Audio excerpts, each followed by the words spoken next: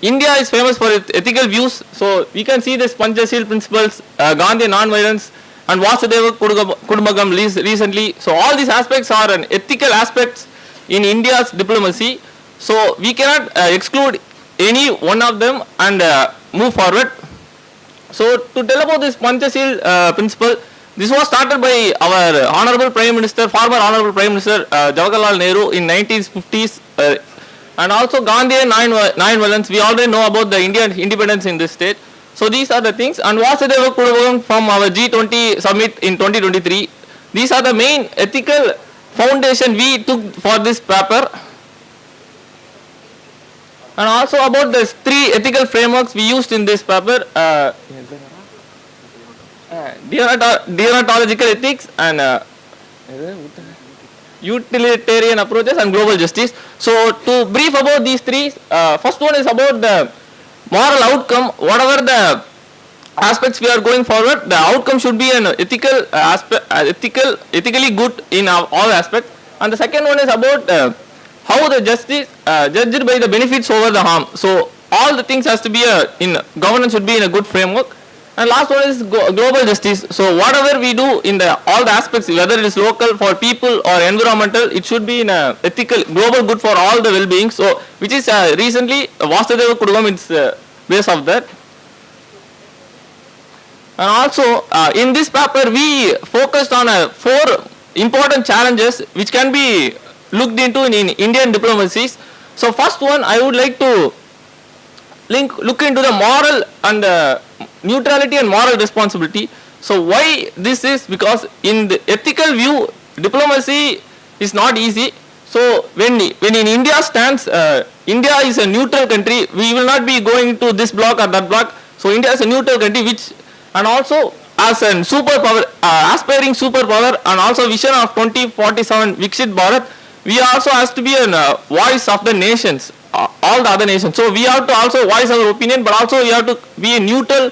So then all the other has to be trust our nation. So when we look in this aspect, we have to be a neutral, which is, so we have to also talk, but we have to be neutral. Since once we talk, we have to be take sides. So India in all the stands, example we are given here, Russia-Ukraine conflicts.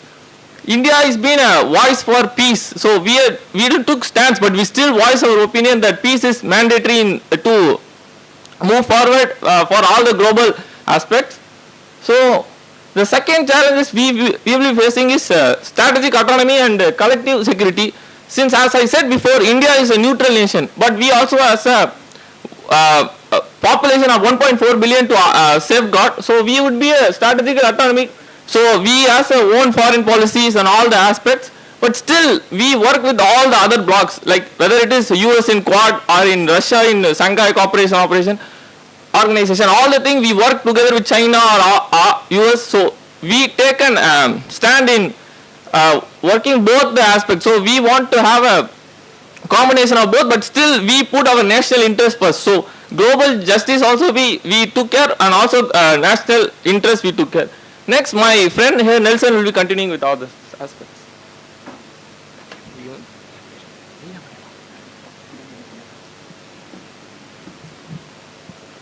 So I will continue other 3 challenges. The ethical challenges in diplomacy. The first one I would like to talk is non-violence versus nuclear deterrence. One of the deepest dilemmas in the Indian foreign policy is reconciling Gandhian non-violence with the reality of nuclear weapons. Gandhian legacy of ahimsa shaped India's identity and its moral voice in global affairs. Yet, security's realities, especially China's nuclear capability and Pakistan hostility, pushed India to test nuclear weapons in 1974 and 1998. This created a paradox. A nation rooted in non-violence relies on the weapons of mass destruction of security. India seeks to resolve this through no first use, that is no first use doctrine. This demonstrates ethical restraint while still maintaining deterrence. The non-first use doctrine pledged to use nuclear weapons only in retaliation. When you see, as my friend said about the ethics like deontology, utilitarianism, and India's cosmopolitan, Like deuteronomical criticize nuclear possession as inherited immortal, while utilitarianism justifies deterrence as preventing larger wars. India's synthesis blends restraint with advocacy for global disarmament, balancing security and ethical credibility. Next one is representation versus influence in global governance. India is one of the largest contributor to UN peacekeeping and the world's most populous democracy. Yet it lacks permanent seat on UN Security Council. This gap highlights an ethical debate: is India demand for reform self-interest or a fight for a global fairness? India frames it as a latter, positioning itself as the voice of global south. It argues that a justice system must represent underrepresented nation, not just great powers. At the same time, critics note that India's partnership with Western aid-led frameworks like Quad can appear interest-driven. Balancing the representation and influence is therefore very critical. India strengthens its case by showing that its called reform is not about privilege but about creating a fairer, more inclusive world order. The next ethical challenge is short-term pragmatism and long-term ethical leadership. Foreign policy often demands short-term flexibility, but credibility requires long-term consistency. India has shown both strength and weakness in this area. During the pandemic, Vaccine Maitri won global praise as India supplied vaccines to many developing nations. But like policies to the Rohingyas refugees reflected more cautious and security-first approach which dented in humanitarian image. Such inconsistencies raise questions about reliability. To truly lead, India must institutionalize ethical diplomacy, embedding fairness, inclusivity, and humanitarian values. When we see the opportunities of the future, despite challenges, India has strong opportunities to lead ethical in global diplomacy, like in climate and sustainability, technology and cyber ethics, soft power and mediation, institutional reforms. India champions equity in climate negotiation, insisting that developed nations bear greater responsibility. Though initiative like International Solar Alliance, India strengthens its ethical leadership on sustainability. With AI and digital governance shaping the future, India can promote responsible AI, cyber norms, and data protection, offering a value-based alternative purely profit-driven tech development. India's vast diaspora and cultural influence give it strong soft power. By reviving its non-alignment policy legacy, India can act as a peace mediator in Africa and Asia, positioning itself as a trusted neutral broker. Why this matter for the future? India diplomacy offers a middle path between the realpolitik and idealism. It balances strategic autonomy with ethical leadership, creating a model that resonates global, especially in the global south. As a rising economic and political power, India's choices influence the credibility of the international system. Its ability to harmonize national interest with the global justice will determine whether the world sees India as just another great power or as a genuine ethical leader. India peace and security diplomacy highlights the constant tensions between the ideals and interest, the dilemmas of neutrality versus responsibility, autonomy versus alliance, non-violence versus deterrence, representation versus influence, and pragmatism versus leadership reveal the difficulty of statecraft.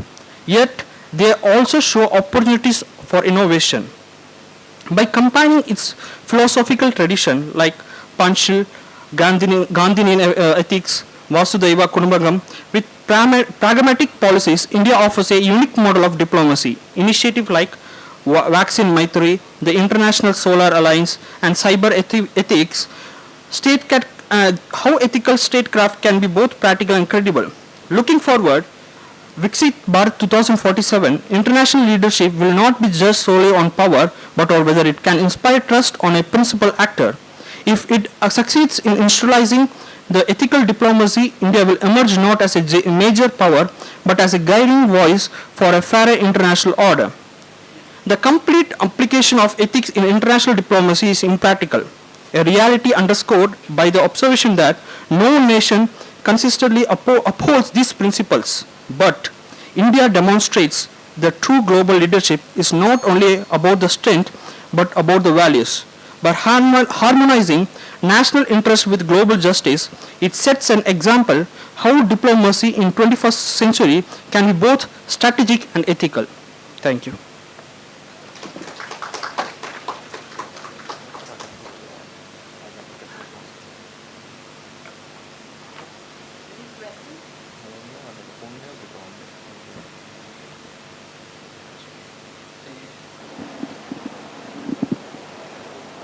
See, India's supporting Russia on economic grounds.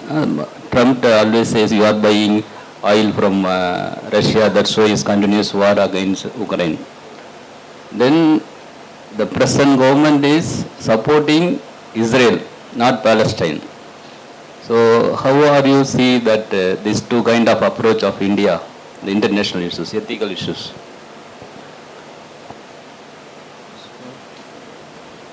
As sir asked, Trump sanctions or Trump's tariffs raise, it is actually, when we see the entire prospect of the foreign diplomacy, we need an economic solution also. We need an oil, we need oil in low price. At the same time, we also, like India also, like our Prime Minister went to the Ukraine, visited the Ukraine, and he spoke about the war should be end. At the same time, we also should know that for 2 weeks before, the Russia president went to the US, and they signed so many MOUs.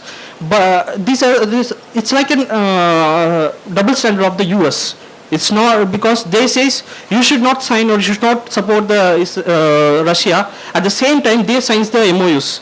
So I see this as a double standard. For the economical, we need something, right? For the people of this national interest, for the people of this country need something. So we need oil in the low price. So India does so many trades in oils, also in the defense with the Russia.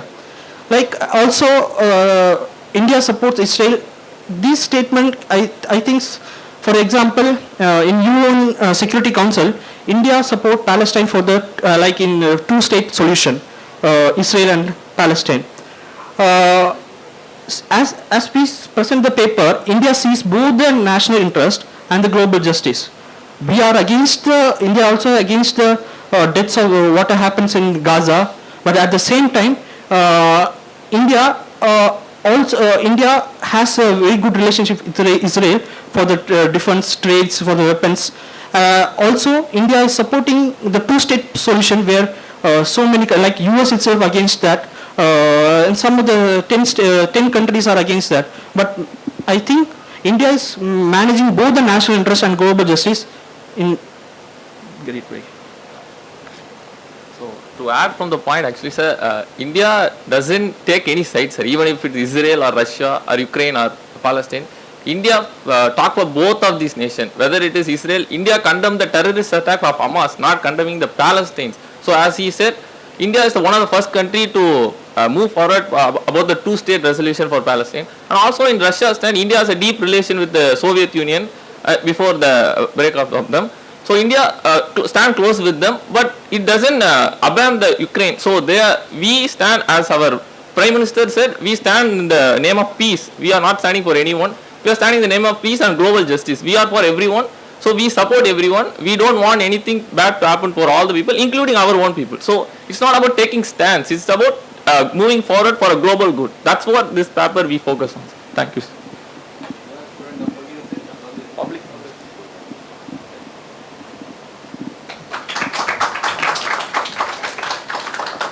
Ms. Hanipriya Watani.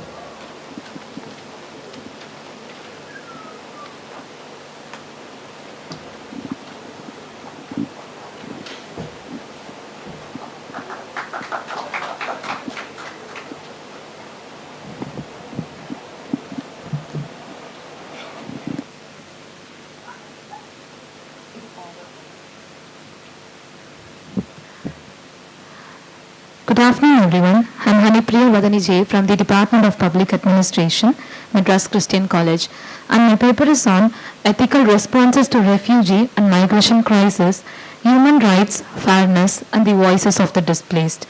This work has been guided by Dr. N. Ansuman Rabani, head of our department. When I began working on this topic, I asked myself, why did I choose this topic? And the answer is simple but yet powerful.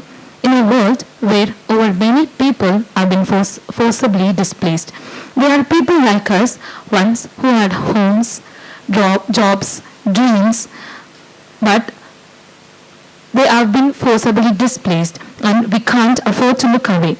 Migration is not just about crossing borders, it's about survival, dignity, and justice. I choose this topic because I believe refugees test not our borders but our humanity. The refugee and migration crisis of the 21st century is one of the greatest ethical challenges of our time. According to United Nations High Commissioner for Refugees 2024, over 114 millions were forced to flee due to war, persecution, poverty, or even climate change. Yet, when they reach safety, they are often denied basic human rights like safety, healthcare, education, and livelihoods. Many are reduced to numbers, stereotypes, or even political bargaining tools. And that, my friends, is where the ethical question arises. Are we treating refugees as a problems to be managed or as human beings deserves dignity? And my study focuses on 5 objectives. First one is to analyze the ethical principle such as human rights and fairness. Second one is to examine 3 case studies, Syria, Rohingya, and Afghanistan. And third one is to study global responsibility sharing. Fourth one is to highlight refugee voices in policy making. And finally, to propose ethical sustainable solution. And the theoretical and framework, it focuses on the main 3 things. First one is human rights. Every refugee deserves dignity and protection. Second one is fairness. Wealthy nation should share responsibility. And final one is participation. Refugees must be included in shaping policies that affect their lives. And let us see about the key issues which I have addressed. First one is violating the human rights. The refugee camps are in unsafe conditions, there is no proper education for refugees, and there is gender-based violence. And second one is inequitable responsibility. So the developing nations like Turkey, Pakistan, Uganda and Bangladesh host the largest refugee population, but richer states adopt restrictive policies. And next one is politicization of refugees. The refugees are treated as election issues or security threats. And final one is integration challenges, where the refugees are often excluded or reinforcing cycle of the property. So the case studies, first one is in 2011, the Syrian civil war happened, and where over 13 million people were displaced. Mostly they were hosted by the poor neighboring countries like Turkey and Lebanon. With Turkey itself, they were hosting 3.6 million alone. So, here rise the question, in 13 million people, only 3.6 were accompanied by Turkey, then what about remaining others? And second case is Rohingya in Bangladesh. In 2017, in Myanmar, the armed attacks happened against Rohingya, which is a massive scale violence and serious human rights violation, forced thousands of Rohingya to flee from Myanmar. Mainly walked for days through jungles and undertook dangerous sea journeys across the Bay of Bengal to reach safety in Bangladesh. Now, nearly 1 million people have found safety in Bangladesh, but they are living in overcrowded camps, struggling for food, education and recognition. And next one is the Afghanistan refugee. In 2021, after the Taliban attack, after the Taliban attack, like so many were displaced, and despite the global environment and the conflict, Western nations were slowly selective and helping in displaced Afghanistan. So these key cases show both the failures and gaps in global responsibility. And all these examples reveal that same truth: developing countries are carrying heaviest burden, while wealthier nations with greater resources often adopt restrictive Muslim policies. This imbalance is not a political failure, it is an ethical failure too. So what do ethical responses look like? From my study, I identified the 4 pillars. The first one is right-based assistance. Refugees must not be treated as a passive victim but as right-bearers individual. They deserve access to health care, education, and the ability to work. And second one is equitable burden sharing. So refugee protection should not fall only on a few countries. The Global Compact on Refugee in 2018 tried to promote shared responsibility, but its implementation remains uneven. Third one is participation. The refugees must have a voice in shaping policies that affect their lives. Too often they are excluded from the table, reinforcing a sense of helplessness. While framing the policies, the refugees' participation must be included. And the fourth one is long-term integration. Beyond temporary campus, we must think about citizenship, like citizenship pathways like skill development, employment. So Canada's community sponsorship model has been an example, shows us how societies can benefit when refugees are welcomed with the dignity. Of course, the road is not easy. National sovereignty, rising nationalism, and limited resource often clash with humanitarian principles. But I believe that these obstacles only make the ethical responsibility clearer. Refugee crises are not just about managing population movements, they're about testing our global solidarity, our fairness, and our compassion. And the challenges and limitations, despite the progress, nationalism, sovereignty concerns, and resource strain often block solutions. And the recommendation, like what I recommend, to strengthen the refugee framework, increase the funding from wealthier states, expanding refugee participation, investing in education and skill building, addressing root causes of displacement, and promoting empathy and solidarity in society. My choice of the topic is also personal. As a student of public administration, I am constantly reminded that governance is not just about policies, but about people. If policies forget humanity, they lost their purpose. By focusing on refugee and migration, I wanted to highlight how ethics and empathy must guide governance at both national and international level. To conclude, I want to leave you with one thought. Refugee crises are not distant problems. They are reminders that borders are fragile, but humanity is universal. As future leaders, administrators, teachers, or policymakers, we must remember that fairness, justice, and dignity are not abstract values. They are our responsibilities. Thank you.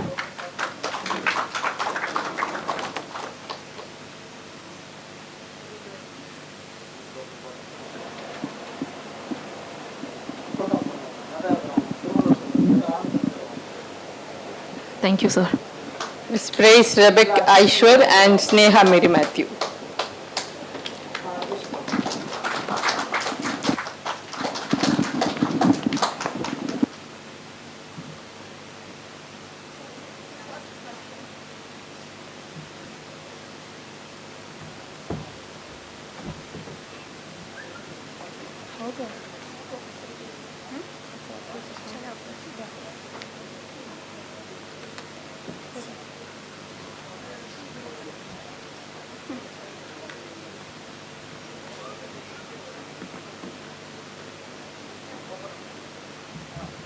Good afternoon, everyone.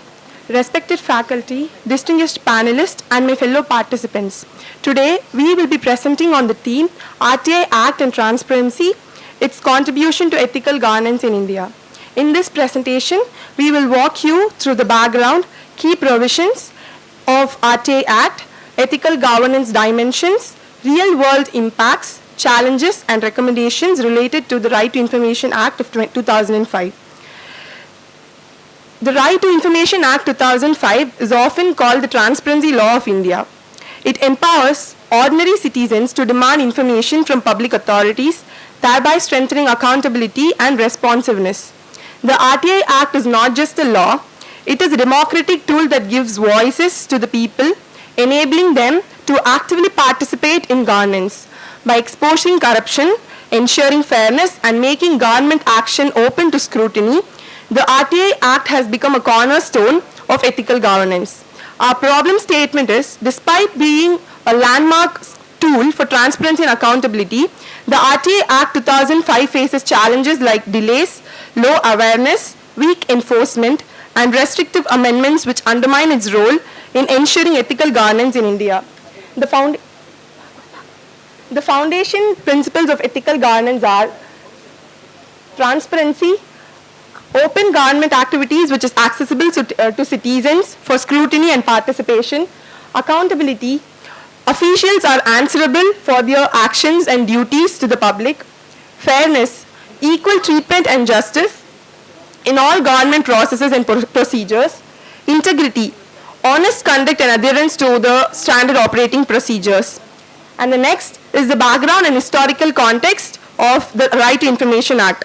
Historically, governance in India is rooted in secrecy, largely due to the Official Secrets Act of 1923, which criminalized the disclosure of any official information, even the trivial matters, by government servants.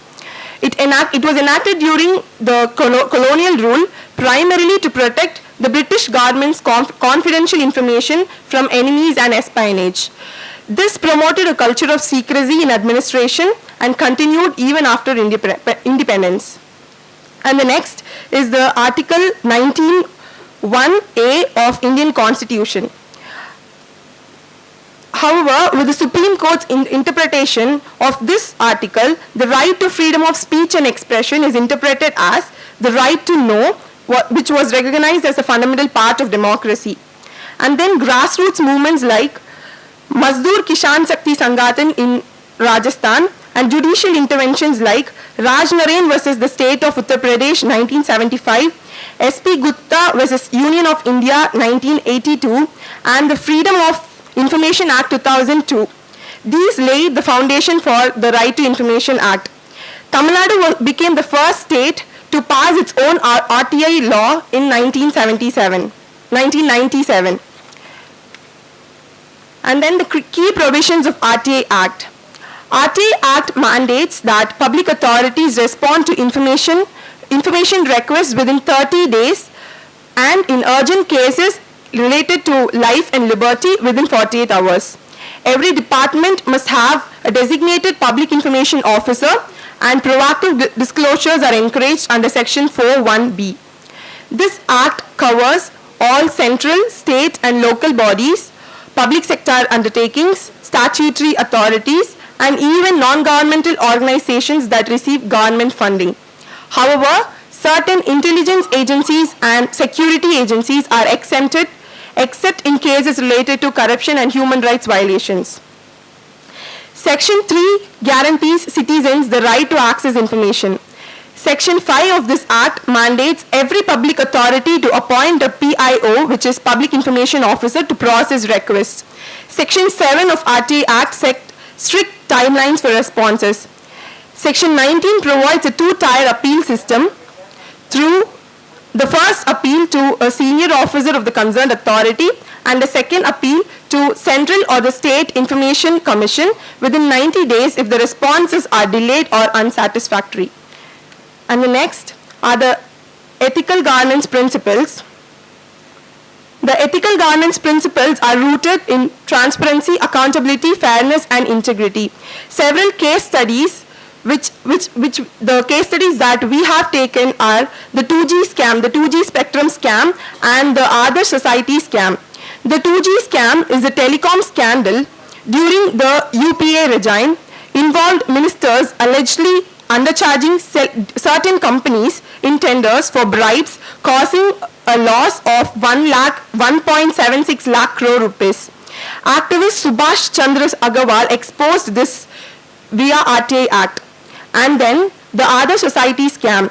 This Other Society scam saw land meant for war widows misused for 31-story building in Mumbai. Activist Simran Singh revealed this illegal approvals through RTA acts.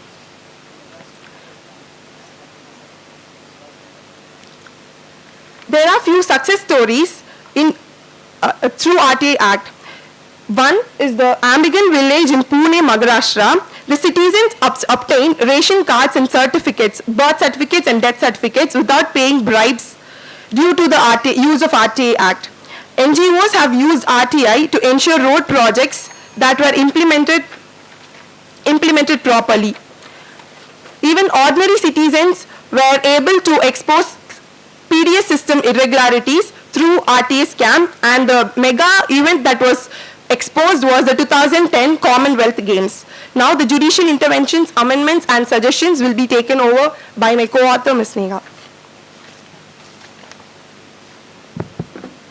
Good afternoon, everyone.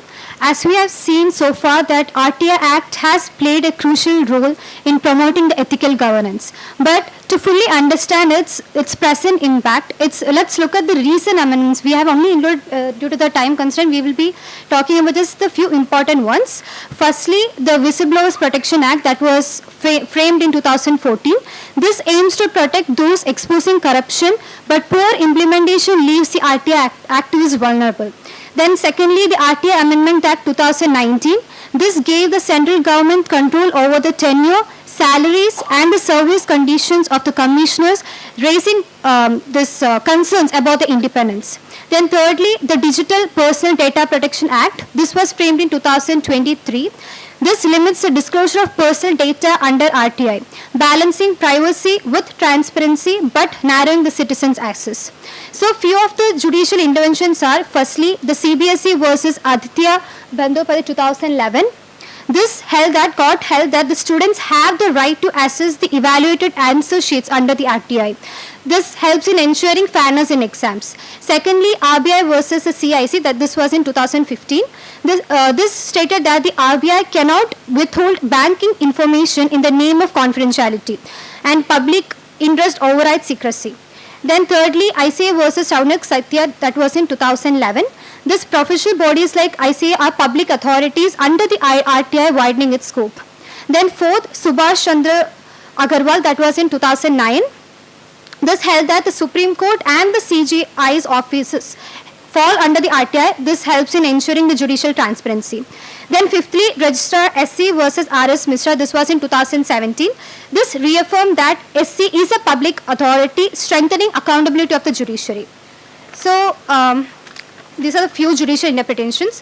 Then coming to that, the challenges. Let's see that despite the RTI Act being a powerful tool. Okay, so I'll just read out few of the challenges and the recommendations that we both did. So few of the challenges are delay in the appeals and complaints, then low awareness, like only 15% of the citizens know how to file it, and then lack of standard forms, poor use of technology, especially in the rural areas, weak penalty enforcement. And to address these gaps, we have highlighted some recommendations. Firstly, the digital infrastructure, use of AI to make the filing and the monitoring easier. Secondly, the strict penalties. Fourthly, protect activists. As our first presenter, she pointed out that this Whistleblowers Protection Act that should be strengthened. So that's the fourth one.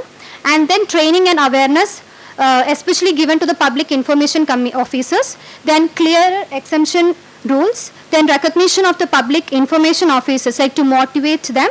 Then performance reports. Then citizen feedback system and the civil society collaboration. So I would like to conclude it with one thought. The transparency is the soul of democracy, and the RTA Act is the window through which the citizens can hold the government accountable. So we must strengthen it and not weaken it. Thank you.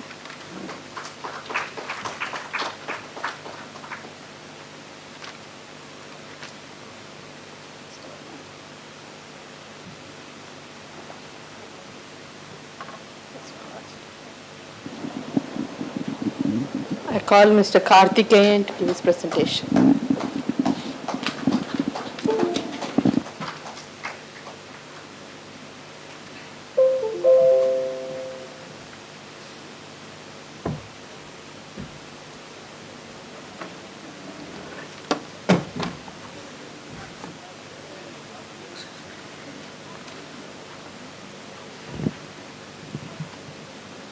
So political, the last.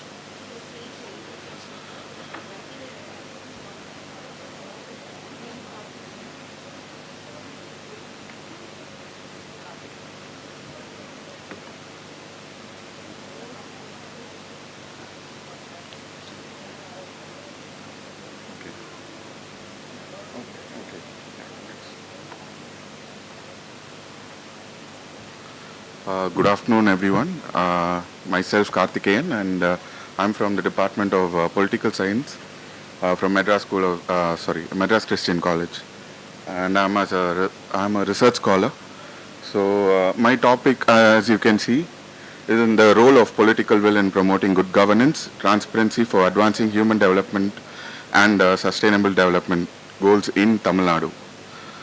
So what is political will? So I would like to just give you an understanding that when I'm talking about political will, here I'm talking about the local governments with respect to the panchayat leaders and their political will in leading to good governance and transparency. So, what is human development? And human development is a recent concept which actually evolved during the late 1990s. And in Tamil Nadu, there are two human development reports which have been established by the government. One in the year 2003, and the next in the year 2017.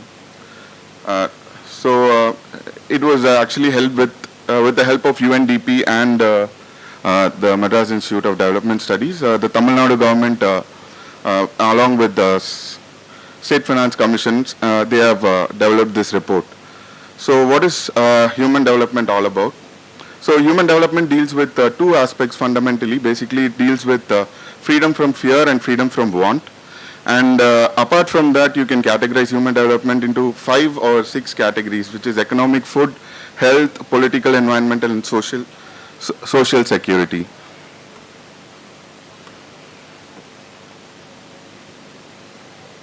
So decentralization in India. So through 73rd and 74th Amendment Act in the year 1992, India came up.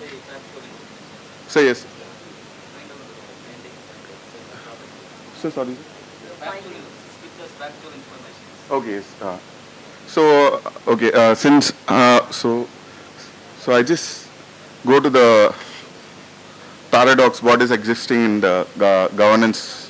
Okay, since we have 73rd and 74th Amendment Act, the governance has been, we have a proper system for decentralization, and what are the intentions to achieve this, these developments, and so elite capture and political patronage. So with respect to local governance, this is considered as one of the most hindrance factors for leading to good governance. And next is institutional and bureaucratic resistance. So as per the 73rd and 74th Amendment Act, 29 subjects have been devolved to the local government in the 11th schedule. And most of it, which is in papers, has been devolved as 29 subjects. But in reality, there are resistance from political parties and bureaucratic resistance in order to have a good development. So what are the challenges? Again, the existence of social inequalities and supply-driven approach. So as a caste plays a very important role in it, and it is one of the important challenges. And I would have explained that as one of the case studies. And supply-driven approaches, so policies flowing from top to down. So the basic spirit of decentralization is to fulfill the needs of the people, analyze their wants and their felt needs, and accordingly analyzing their wants and needs to create policies. And the existence of cap funds. So we know that after 15 finance commissions, most of the funds are capped or otherwise called as tied funds. And majority, that is more than 80% of the funds that are tied up to the policies, and the center government actually from the top commands or on the policies that the amount has to be spent, and the lack of political will, and the lack of participation of people in local governments. So around 4 case studies that I've talked about, and it talks about how systemic corruption has been playing an important role in Tamil Nadu's local government, and how the system has been broken using various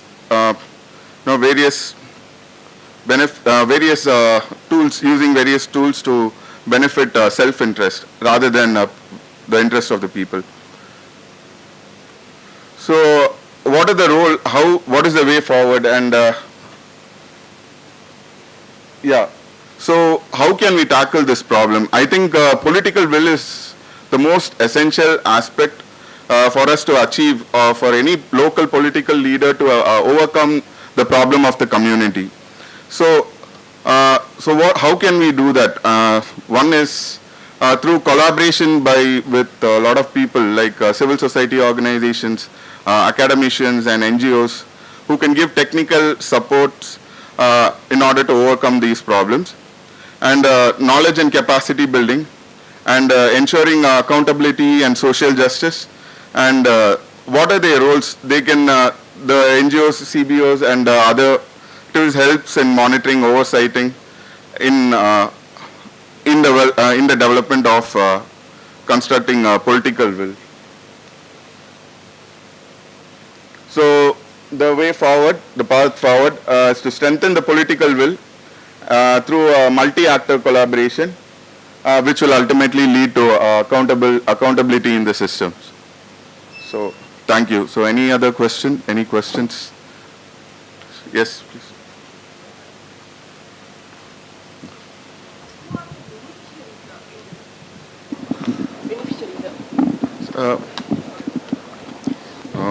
The beneficiaries, as you asked, are the people, the village people of the citizens of that particular village panchayat.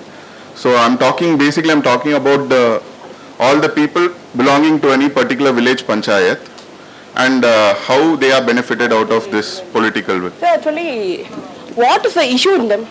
So what is the issue? Oh yeah. So what is the Actually, that's what I think I skipped some of the slides, so probably you didn't understand. So I was talking about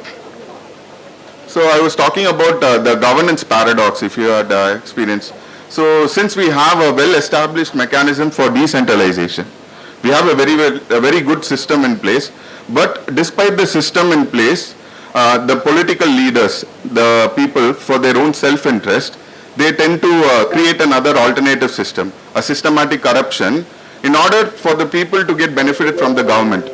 Sir, So, is this only for a small group of people or specific group of people, or either entire community suffer from this? entire community, I think, suffer from this, and only a particular people who are very much, related to the power centric are the ones who are getting benefited out of this. So that's what I would have mentioned as a elite capture theory and political patronage. So which means capturing of all the resources which is supposed to be devolved to the people, which is supposed to be devolved to the people of their welfare. Can you give me an example about this? Yes. We are talking about the IAY, Indira Awas Yojana. Now it's Pradhan Mantri Awas Yojana.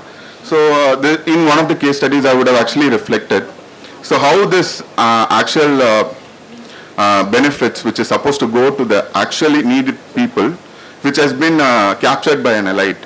A person, a working person, this is through my personal observation. So this is, I think, in one of the south districts, we went and we happened to see that a government doctor from that particular village panchayat has already a house constructed, and just right behind that he has constructed another house using PMAY. So this is one example of elite capture theory, what I am talking about. Thank you, sir. Yes.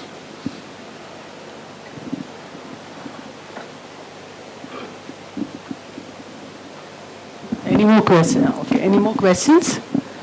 All right. I just want to appreciate the fact that you've taken the political will as one of the I would say, one of the theories for ethical governance. See, we've spoken about RTI. Even anyone can. It's open to everyone to discuss. We have discussed about RTI. We have discussed about so many other issues, and then primarily we see that corruption is there. Is it because of the political will? Corruption is not there because of the political will. Corruption is there because of the absence of political will. I believe that political will is the core, fundamental spirit that comes from a leader for him to do any welfare for this community. So in the absence of that, and when it becomes, when politics becomes entrepreneurship, when it becomes a political entrepreneurship, that's when the problem begins. Okay, so how do we instill the political will? Tell me one example. Ma'am, it's a behavioral approach basically. So it's not tangible, and of course, I mentioned one of the case studies which I talk about Muthukapatti, a village which is considered as a model village panchayat in my case studies. So in that he is from a SE background, and he's in a reserve constituency, and of course how he overcome all these issues is basically through technical experts and through a lot of NGOs who have been helping him, filling that gap where the gap needs to be filled. For example, as a local elected representative, he may not be aware about his roles and responsibilities, his powers. So the NGOs, if I would like to name the NGOs, Tannachis, NGO called Tannachi and Institute of Grassroots Governance, and these are some of the NGOs which help in bridging that gap. Of course, there are lots of capacity building training programs that are offered by the state government and the central government, like NIRDs and SIRDs. But apart from that, I think their personal touch, these people who give personal touch, micro level solutions, creative solutions for their particular challenges and the problems that the local leaders are facing. So I think they play that's what I mentioned as multi actors like NGOs, CVOs and other academicians who play a very big vital role in instilling political will.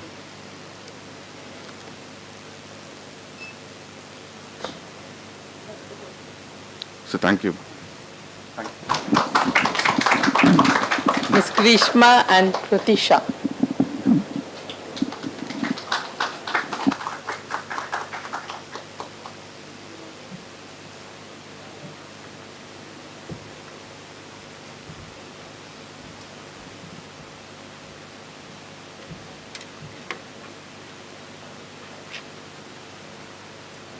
Good afternoon, everyone.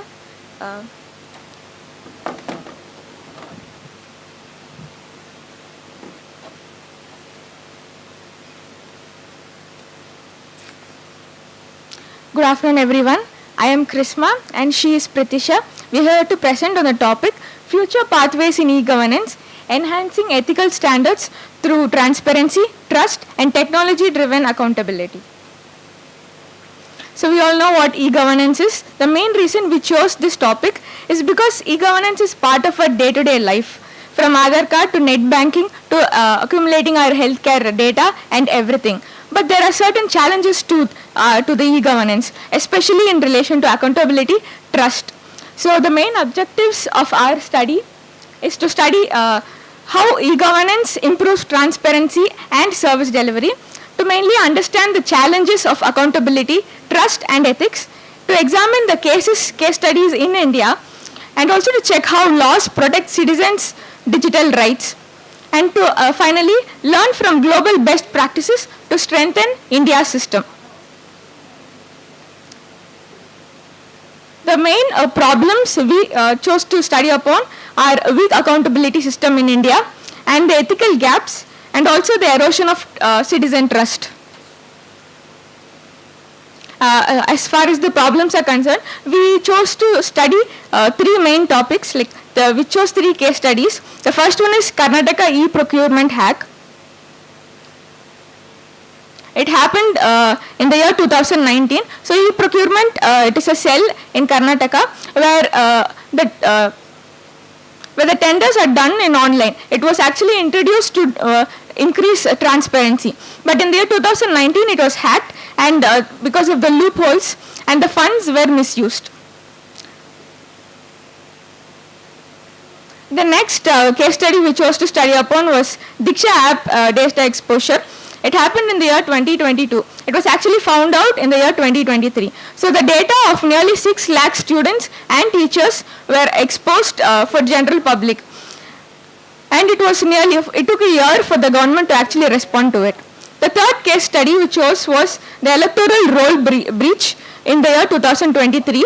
But the action was taken only in the year 2025, where a few electoral registration officers were suspended. It took 2 long years for them to actually find out and take action against it. So what actually happened was that the login credentials of officials were given to unauthorized persons, which led to addition of fake names in the electoral roll. So the problems that repeatedly come under these are that the cyber security is not strong enough, and the authentication is given to unauthorized people, and also there is no privacy to any people or any citizens' data there. So we choose to recommend one thing, that is privacy by design policy, where the privacy and data protection should be included way before a system is being built. It has to be built along with the process of system, not afterthought. It shouldn't be an afterthought process. Prithya will continue. Okay, and the next slide is global best practices in e-governance. Imagine a future in e-governance, not just digital, but truly transparent, trustworthy, and accountable and free from corruption. Around the world, countries like UK, Singapore, Estonia, South Korea and Sweden have already shown how digital tools can make governance efficient, reliable and citizen friendly. For example, in UK, the Hansard system provides detailed records of parliamentary proceedings, allowing citizens to track debates, monitor decisions and hold their government accountable, which strengthens transparency and public trust. Singapore has developed citizen-centric platform, that is, it has developed such as MyInfo and HealthHub. HealthHub is nothing but that it's an app where patients can view their medical history, book medical appointments and keep track of prescription online, keeping healthcare in the hands of citizens, making government services seamless, secure and freely accessible. Estonia has created a fully integrated digital ecosystem with e-residence, online voting, blockchain-based public services, which ensures transparency and traceability. And then next country is South Korea. South Korea uses real-time dashboards, open government data and participatory platform to monitor projects and enforce technology-driven accountability. And then last country is Sweden. It combines efficiency with ethical governance, providing secure access to health and financial services while promoting citizens' confidence through transparent processes. In India, initiatives like DigiLocker, Aadhaar and RTI, that is Right to Information Act, have laid the groundwork for digital governance, but citizens still face delayed governance, limited transparency and occasional corruptions. Unlike the UK's Hansard system, India does not yet provide a comprehensive platform for citizens to follow parliamentary debates and government decisions. Many services are only partially integrated, cyber security risk remains and access to real-time information is limited, which reduces accountability and weakens public trust. I would like to recommend in this study, by learning from global best practices, India can adopt fully integrated digital platform, strengthen data protection and to introduce tools such as Hansard-style parliamentary tracking, nationwide monitoring dashboards and citizen feedback mechanisms. 2 minutes. Coupled with strong anti-corruption measures and whistleblower protections, these initiatives can make governments more efficient, ethical and accountable. We'd like to conclude our presentation by saying that if these initiatives are implemented effectively, India can build a digital government that truly serves its people, prevents corruption, enhances citizen trust, and set a global example for transparent and citizen-focused governance. Thank you.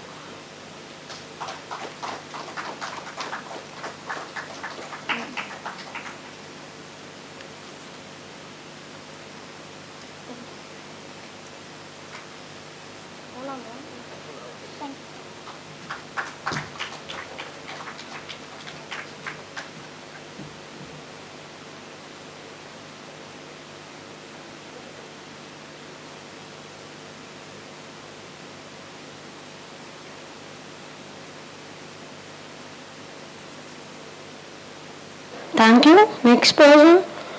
K.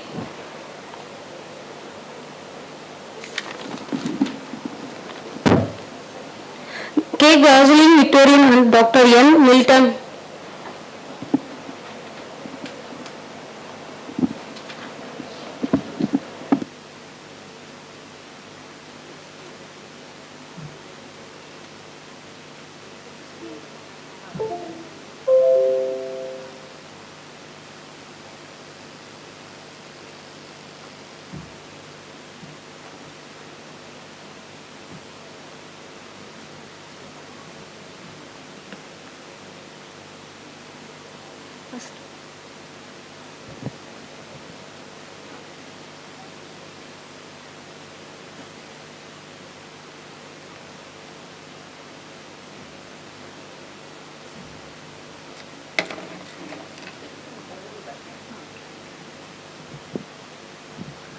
A very good morning to one and all, good afternoon to one and all present here. So I am Graceland Victoria from Madras Christian College. So my research topic is on ethical challenges in India's international relations from independence to modern times. So I like to tell about the objectives. Objectives are to understand the changing ethical challenges in India's international relations from time to time, and to know about the effects of ethical challenges in international relations, to balance the ethics and international relations, to explore the future prospects for future generation. So international relation is a very important thing in almost all, for all the countries to have a wholesome growth and development for a country. So India initially started its international relations with the approach of idealism. The independent India entered into the global forum with the vision of Gandhian non-violence and Nehru's idealism.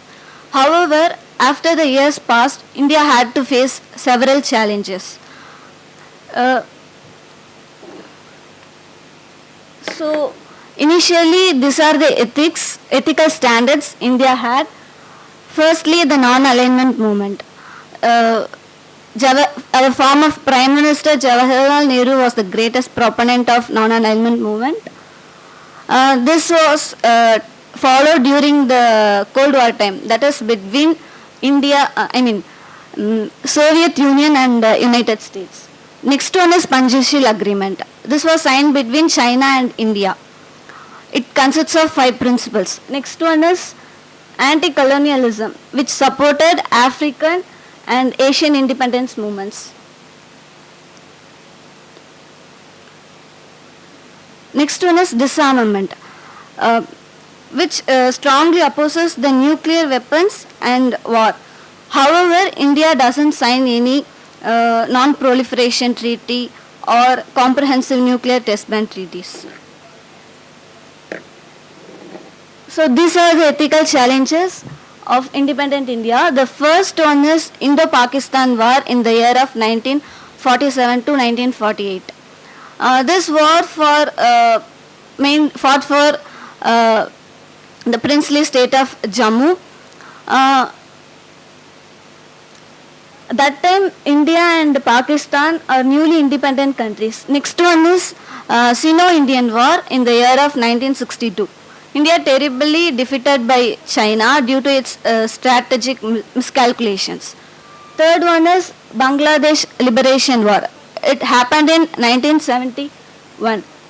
Bangladesh wanted to liberate itself from Pakistan, which controlled the Bangladesh for over 25 years. Ethical challenges faced by modern India. In the year of 1991, India faced severe economic crisis. Economic diplomacy became central. Liberalization integrated India into the global economy, making trade, investment and technology crucial tools of diplomacy. As a result, India began to strengthen ties with the key actors in international diplomacy like the United States, Russia, the European and Asian countries. The nuclear tests of 1998 were a turning point. For decades, India had championed global disarmament, but security concerns, particularly regarding China and Pakistan, led it to declare itself a nuclear weapon state. Security and human rights issues, when counter-terrorism in Kashmir has often drawn international criticism for human rights violations. India faces the challenge of protecting sovereignty while upholding democratic values. Change and development issue. India champions the principle of climate justice, arguing that developing nations need space for growth, yet its reliance on coal undermines its moral position in global climate negotiations. I have taken 2 case studies for this research study. First one is non-alignment movement. This was initiated by former Prime Minister Jawaharlal Nehru. We were following this non-alignment movement so that we rejected military alliance, supported decolonization and promoted peaceful coexistence. Non-alignment movement earned India prestige but little practical influence during Cold War rivalries. The ethical dimension of non-alignment movements emphasize on independence, peace and justice. The actual practical outcome of non-alignment movement is very limited in resolving great power conflicts. The transition lesson from this case study is that ethics alone could not safeguard India during the wars. Next case study is about nuclear test that conducted in the year of 1998 in Pokhran. This marked a break from its earlier disarmament rhetoric justified on grounds of security against China and Pakistan. The move sparked global criticism and accusation of hypocrisy.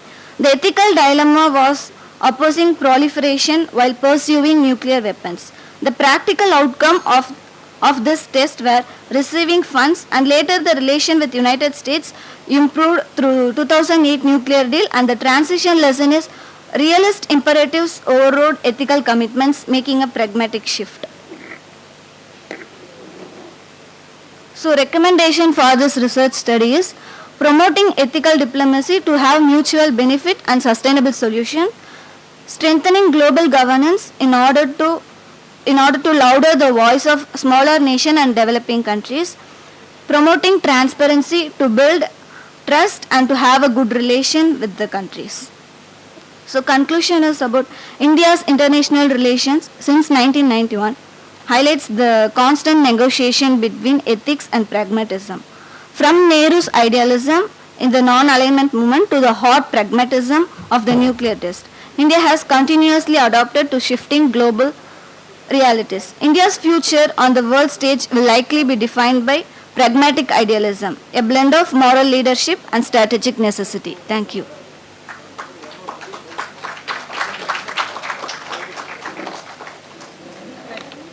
No questions, don't ask.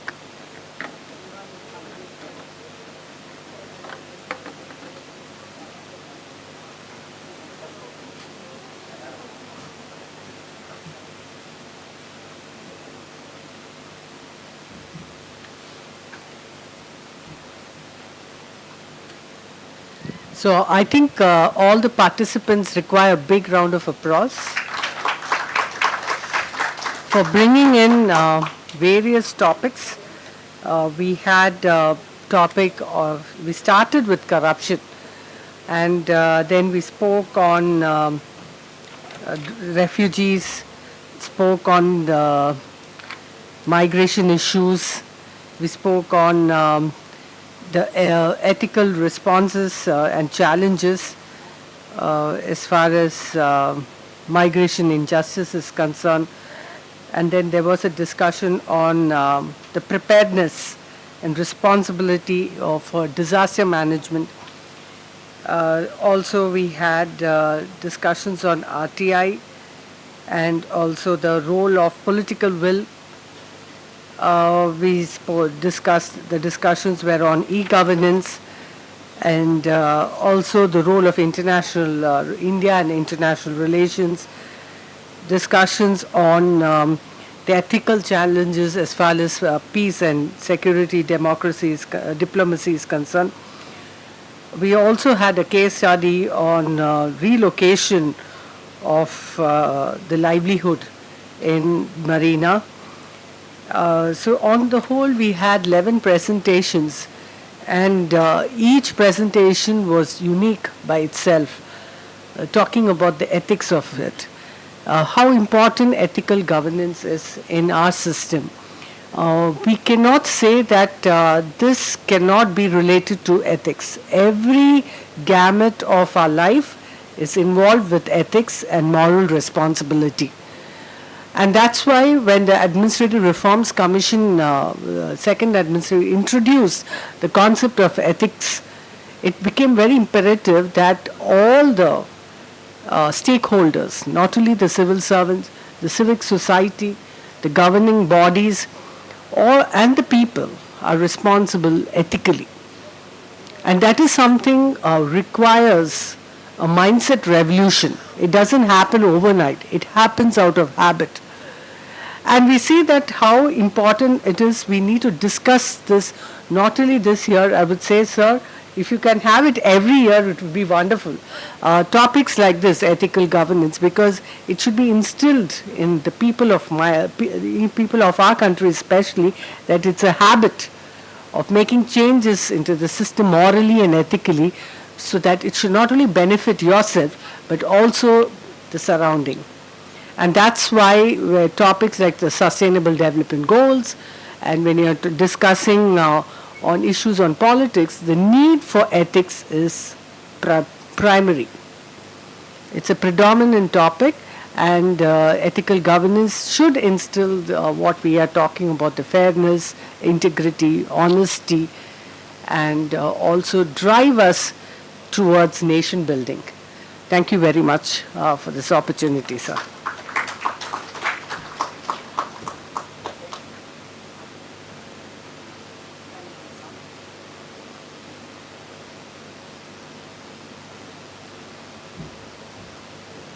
Thank you very much, madam.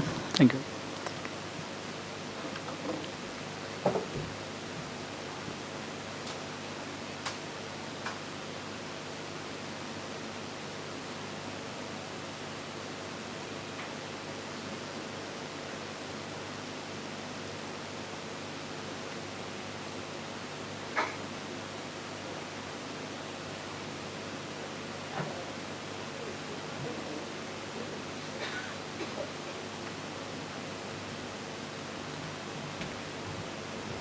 I think third panel is over now.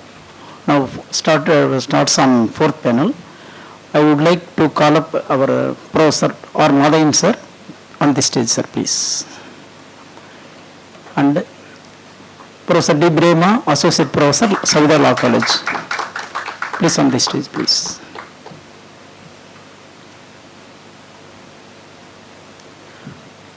Tamil Nadu Open University School of Politics and Public Administration, ICSSR SRC, jointly organized this 2 days national program on emergent challenges and opportunities of ethical governance. Now we are facing that fourth technical session. I hand over the session to Professor R. Madhavan, Chairperson, and D. Brema, Associate Professor for Reporter. Thank you, sir. I would like to call a few words about that seminar, please.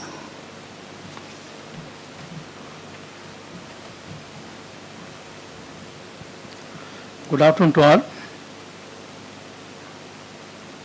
First of all, I convey my best wishes and congratulations to the organizer for organizing such a wonderful seminar theme on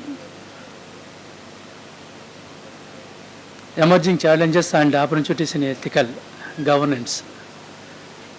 As the previous technical session chairpersons rightly pointed out regarding the importance of the seminar and the theme, so really it's a wonderful topic in the field of political science and public administration.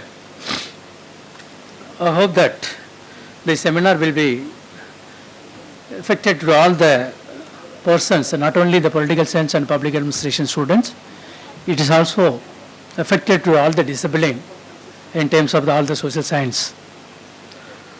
So first of all, I convey my thanks to the organizer for giving me the wonderful opportunity to take as a chairperson of this technical session. Actually, the organizer is planned to start this session at 11:30. So due to that students' interest and delicate interest, and not only that, the chairperson interest also is went on very long. I appreciate the delegates and as well as the chairperson and the reporter of this last sessions. So our session is now starting now. I would like to request all the participants and as well as the delegates, you may take the paper presentation 5 minutes, like 3 to 5 minutes, because now the time is 1:30. The most of the delegates and as well as other participants also feel as angry, so that you want to go for lunch. Based on that your request and my privileges, so we may take for the paper presentation minimum so 3 minutes or maximum of 5 minutes.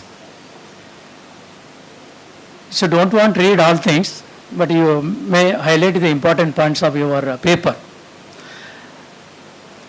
First, you would understand the title of the seminar, which means we may focus on the challenges, what are the opportunities in ethical governance. That will be enough for your presentations, because you have already prepared 5 to 6 pages. So it will take some time to complete our sessions. So next session is going to be start at 3 o'clock. That means a validity reduction. So we have to complete before 3 o'clock. So try to understand the situation of the seminar. So I now invite the paper presenter.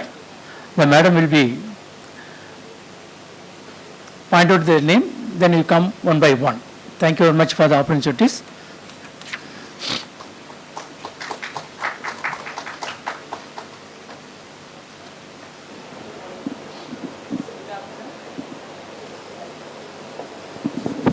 Good afternoon. The first presenter is Varshini, and the title is Strengthening Women in Decision Making for Governance.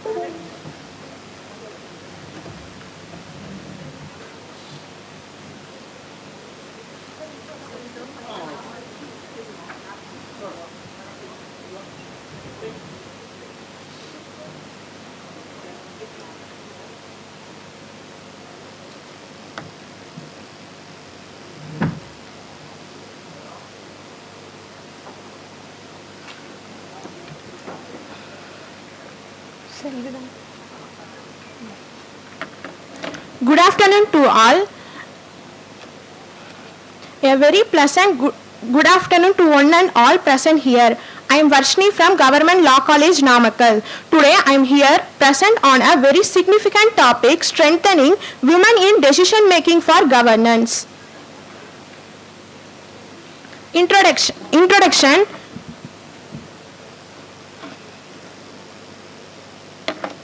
Women make up nearly 48% of India's population, yet their representative in governance remains disproportionately low. For example, in the 2021 Tamil Nadu Legislative Assembly, only 5% of the elected MLAs were women. Even though reservation exists in local bodies, many women representatives face the challenges of proxy system, where male members often relatives dominate the decision-making process of a women in decision-making governance. So, strengthened women role in governance is not just important but absolutely necessary. Importance of women in governance. When women participate in governance, policies become more inclusive and equitable. Women leaders bring a unique perspective on issues like health, education, child welfare and social justice.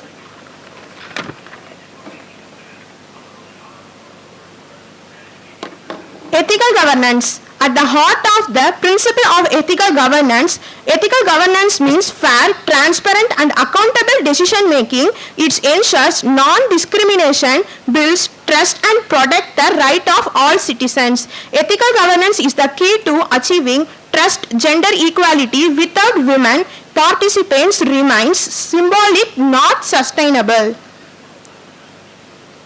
Issues identified.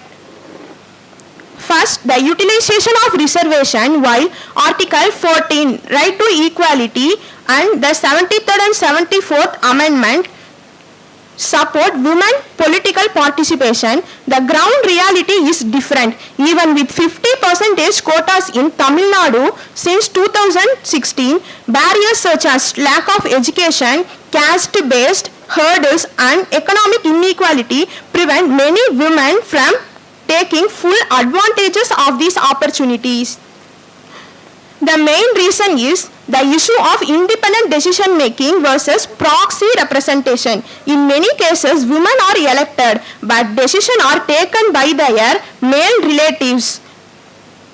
This proxy politics undermines the entire purpose of women representation. Unfortunately, this is still rampant in Tamil Nadu, as highlighted in recent report of a 2024-25 judicial decision. A landmark case that must be remembered here is Vishaka and the others versus State of Rajasthan 1997. In this case, the Supreme Court held that sexual harassment violates Article 14, 15, 19 and 21 of the Constitution. The court issued guidelines to safeguard women's dignity and equality in the workplaces. Although the case was about workplace harassment, its principle, gender equality and dignity in equally relevant in the political spheres, where women continue to face harassment and discrimination in working places. Challenges and complications faced by women in governance. Despite legal frameworks, several challenges. Main challenge is proxy politics and male dominance, lack of education, training and leadership development among women. Recommendation to develop the women governance in decision making. To strengthen women in governance, we must enforce strict measure against proxy governance. Focus on capacity building through training, mentorship and leadership development progress. Launch awareness campaign to break gender stereotypes and change social attitudes. Establish institutional grievance redressal system to protect women in politics from harassment. Encourage grassroots participation to make governance more inclusive. Conclusion.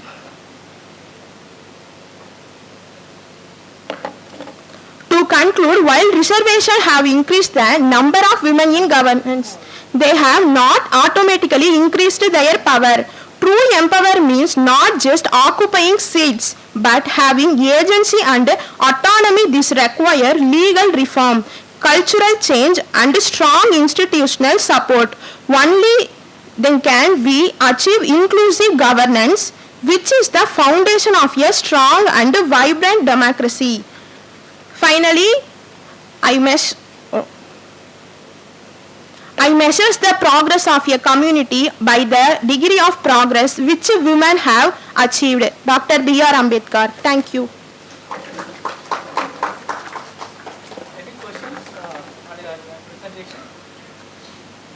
No questions. Okay. Right. Please.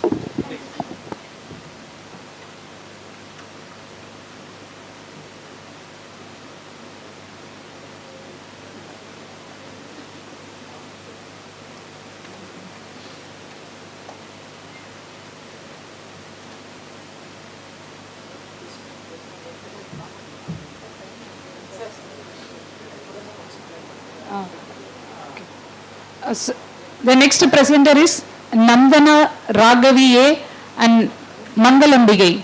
The topic is shaping the public policy through ethical governance.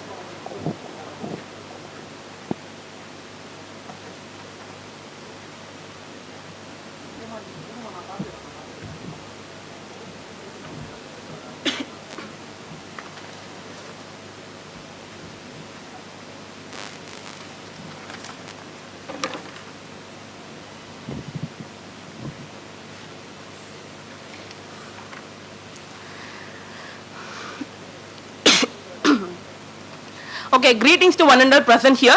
Myself Nandana Raghavi A, currently pursuing second year BA LLB in Government Law College Namakkal. I'm here to present my topic, shaping of public policy through ethical governance. Are you guys thinking that this topic is a very settled topic? Absolutely not. Actually, from the morning up to now, we have discussed about this. Each and every participants have discussed about migration, refugees, diplomacy, e-governance, and even Right to Information Act. Every concept were related to public policy, which addresses problems through ethical governance. So through this, we can understand what is the importance of public policy, I think. So here, we will discuss about shaping of public policy through ethical governance. Next page.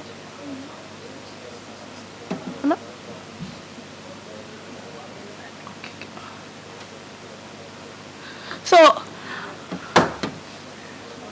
I feel that all can visible this content actually. We are going to discuss about an overview of public policy, ethical framework for public policy making, importance of ethical administration, legal and institutional mechanism, challenges in ethical policy making, case studies in India, future directions and conclusion. So first, we are going to see about an overview of public policy and ethical governance. What is meant by public policy? Public policy is nothing but a government's purposeful course of action comprising laws, regulations and funding priorities to address the public problems and achieve societal goals. It is a strategic and goal-oriented systematic process that involves various stakeholders and constantly evolving. Next, overview of ethical governance. Ethical governance is nothing but it provides a moral framework and operational principles for shaping public policy towards the good. It is grounded in the principles like integrity, transparency, accountability and fairness, which plays a crucial role in fostering trustworthy relationship between government and citizens.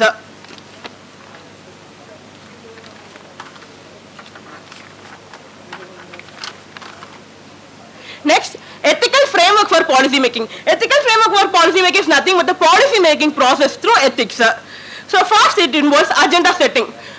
We all know about the agenda setting, right? Policy makers first fix what is the agenda, then they make the policies and implement it. Through implementing we can evolve it, what is the result of it, what is the output we get, and is this problem in the society was cleared or not, which is very essential part in policy making. Next, importance of ethical administration. It is crucial for building public trust, ensuring fairness, reducing corruption and increasing efficiency in governance, ultimately leading to better services and more just society. Ethical leadership provides a more compass for making fair decisions, foster transparency and accountability, and establish a positive environment.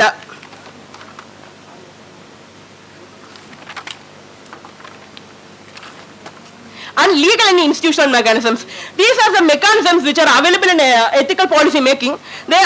It's nothing but a combination with the strong ethical standards within the bureaucracy to ensure accountability, transparency, efficiency and public trust. The legal framework involves anti-corruption laws, Lokpal Act 2013, Right to Information Act 2005, judicial reviews made by Supreme Court on the public trust doctrine, and the institutional mechanism involves independent regulatory bodies, ethics commissions, which is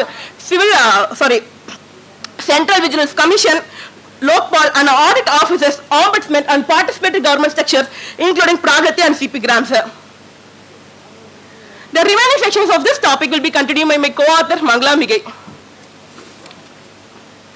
Good afternoon for each and everyone. Currently pursuing second year BA LLB, Government Law College, Normal. I will continue remaining part of my sections. Challenges in ethical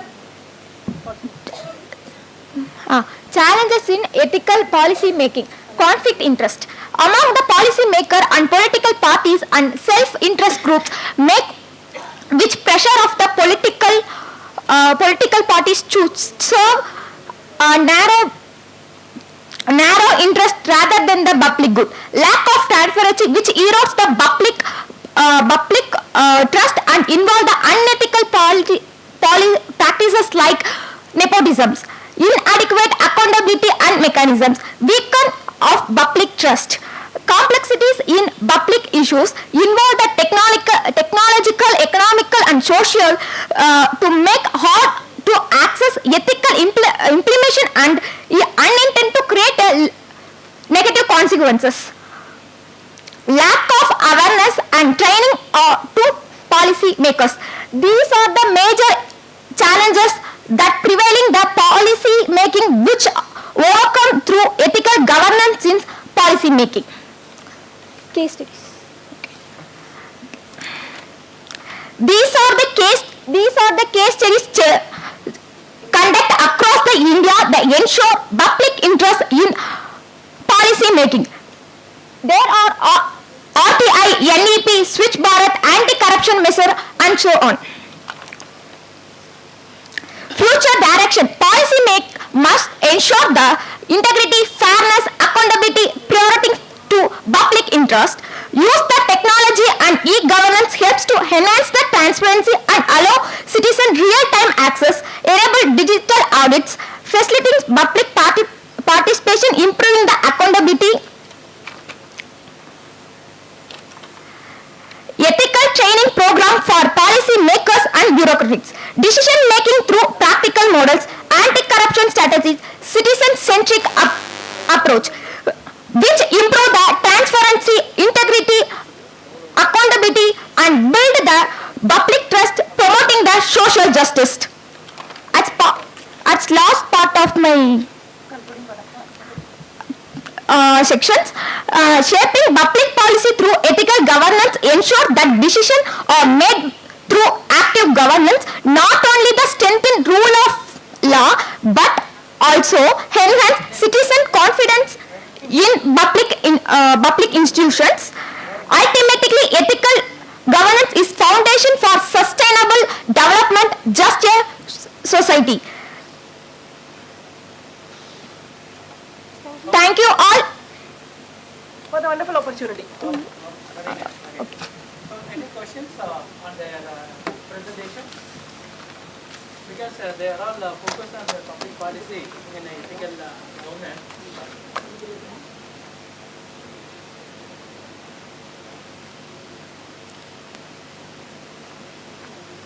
No question, you can raise it. Yes. I have a small doubt regarding your presentation. But you are pointed out that the general concept, which means that you are mainly focused on the public policy, right? But you are pointed out in a gender governance and gender ethical issues, like lack of governance, Transparency. and these are the in gender. And what you are talking about in the public policy, in what way this that lacking is affected the public policy? Misuse of power. Yeah, these are the gender. But you are mainly focused on the public policy, right? Yes, sir. In what way these issues, these that challenges, is affected in the public policy, just in terms of that policy formulation, policy evaluation, and policy implementation. So actually, public policy is a broad concept which involves environment policies or economic policies, political policies. Number of policies involved in it. It's a broader concept, right? So we can't say particular issues or problems in a particular field. So we had concentrated in a general concept. Okay, all the best. Right, okay. Thank you for wonderful approach.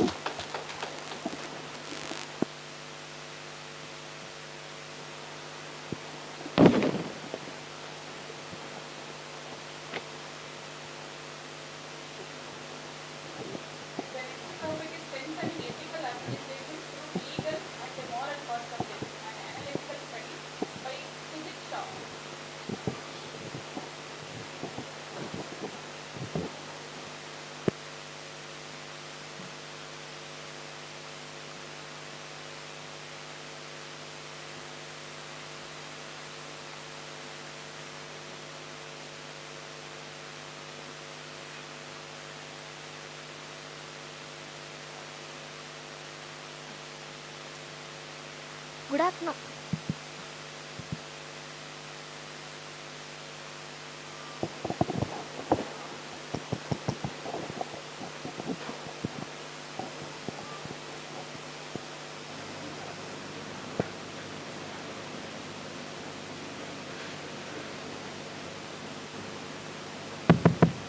Good afternoon to one and all present here.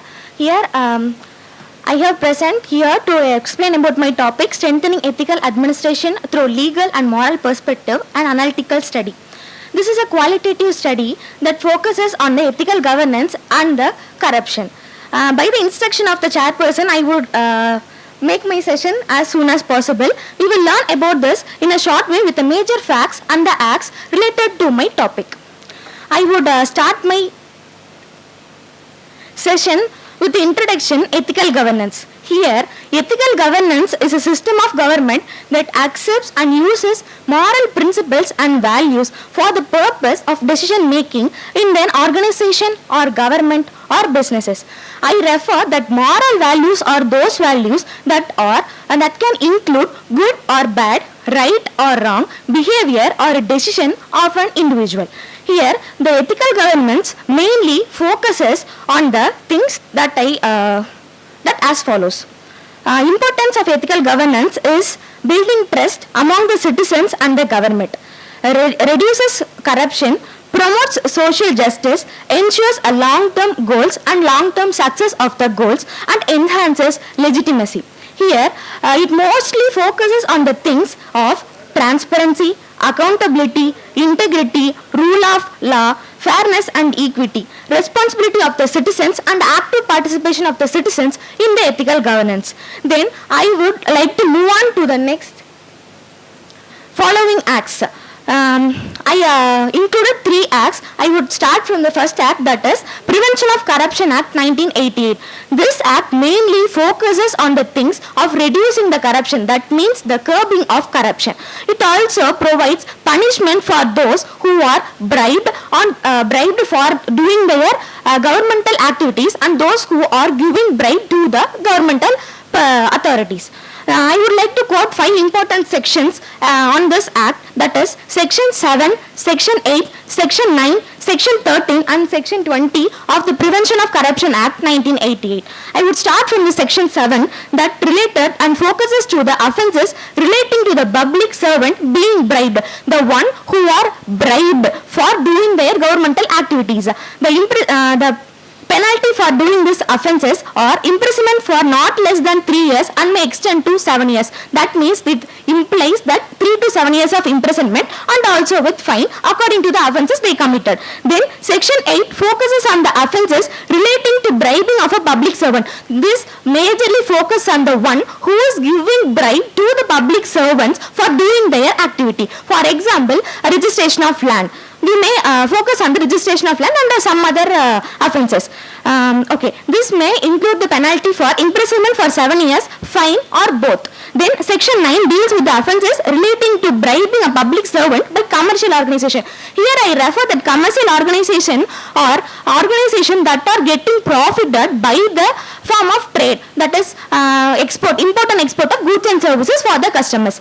Here the commercial organization do not get more penalties just with fine. They are they do not have imprisonment or some other penalties. They are just offered by fine. Then section 13 of Prevention of Corruption Act deals with the criminal misconduct by the public servant. Here I just refer that criminal misconduct means an unlawful or illegal activity that is done by an individual. Here I refer the individual is a public servant because the criminal misconduct is committed by the public servant. Here the punishment may include imprisonment, fine or other penalties. Here the imprisonment is not in particular way, but this also includes the imprisonment. Then section 20 deals with the presumption that public servant accepts any undue advantage. Here undue advantage means that bribing only. Then I would just explain about with an example, that is X is accused, name a person, X is accused for accepting bribe for the government process. Okay, then and it is also proven by this burden of proof is also proven. Then this section allows the public servant to pursue him and shifts the burden of proof and shows different reasons to be getting bribe. He has that this shifts the burden of proof from them already proven to him who is accused for that bribe. Then I would like to move with the case laws. These are the landmark judgments. I would just tell about the gist about this case laws. Then first P.V. Narasimha Rao versus State, JMM bribery case 1998. In this case, this is just about the criminal conspiracy and bribery under IPC. Here our former Prime Minister Narasimha Rao is also included in this case because here the Article 105 and Class 2 of Indian Constitution was Article 105 of Indian Constitution is also included because this is a conflict between the minister and the people because the minister got bribed for doing his own purpose. MP, that is Member of Parliament, he got bribe from outside of the Parliament. This 105 of Constitution deals only with the MP's protection, that is which is held inside the Parliament. So this does not focuses on the outside of bribe that is offered to MP at the outside of the Parliament. Okay, this is the ratio decidency. That is the reason for the decision for making the Constitution 105 in this case invalid. Then I would like to explain about another case law, that is Subramaniam Swamy versus Manmohan scheme 2014. I would just tell about the gist about the CB versus Ramesh Gilli, that is 2016. Here in this case law they said about who are the public servants, that is explained in the Banking Regulation Act. Why the Banking Regulation Act is involved here? Because this case is under the banking sector because the chairman and executive director of the Global Test Bank made an fraudulent act that led to the financial losses. So here the Banking of Regulation Act 1949 is included here. Under the section 46A, they deal with who are the public servants of this. They explained about who are the public servants. Then I will move to the Lokpal and Lok Ayukt Act, that is 2013. Okay, these are the major things that is focused on this act. I would just tell about the gist about this. Lokpal, the word Lokpal refers to the national and the Lok Ayukt refers to the state. This focuses majorly on the nation and state level independent and anti-corruption bodies. This is majorly that focuses on the independent body. Okay, this is majorly this focus on the investigating corruption. What are the ways of corruption, or why the corruption is happening, and how do the corruption is done in that place. So they would just investigate about how the corruption is done and prosecute the offences who committed the offences. Then also recommends a change for a good governance. This just promotes the government to make a good change and to make a good governance. Then this also this also includes about the protection of whistleblowers. I would just explain about who are the whistleblowers and also about the Whistleblowers Protection Act of 2014. This is the gist about the Whistleblowers Protection Act, that is whistleblowers on one persons or those who gives the right information, that is which mean the illegal act or illicit act done by a person or a government in any institution. They just give about the illegal act, that is correct act, correct situation that is occurring inside that place, and also the conveys to the people. Here, why the Whistleblowers Act is Protection Act is I included this because of the whistleblowers who were expressing about the that illicit act or illegal act or not safely situated in the governance, because the government may oppose these type of whistleblowers. So this mainly focuses on the this is just a mechanism to investigate alleged corruption and also about misuse of power. This focuses on malpractice and wrongdoing in any governmental institution or any institution. Last but not the least, the ethical government, I just understood in my point of view, I just tell that ethical governance focuses on the moral values and not only the rules and regulations. Every time the rules and regulations cannot be followed by the people, but the moral values can be easily made and understood by the people. So human behavior is majorly focused on the moral values and not always about the rules and regulations. This promotes the public trust between the government and the people. This also builds a good relationship between the government and the people. Then I would like to conclude my topic by the quotes. About ethical governance, that is mentioned in that PPT, that is at its core, ethical governance is about doing the right thing even when it's difficult or costly. It is about prioritizing values like honesty, fairness, transparency and accountability in all business dealings, said by Henry Penland Smith. Thank you for giving me this wonderful opportunity. Thank you for your attention.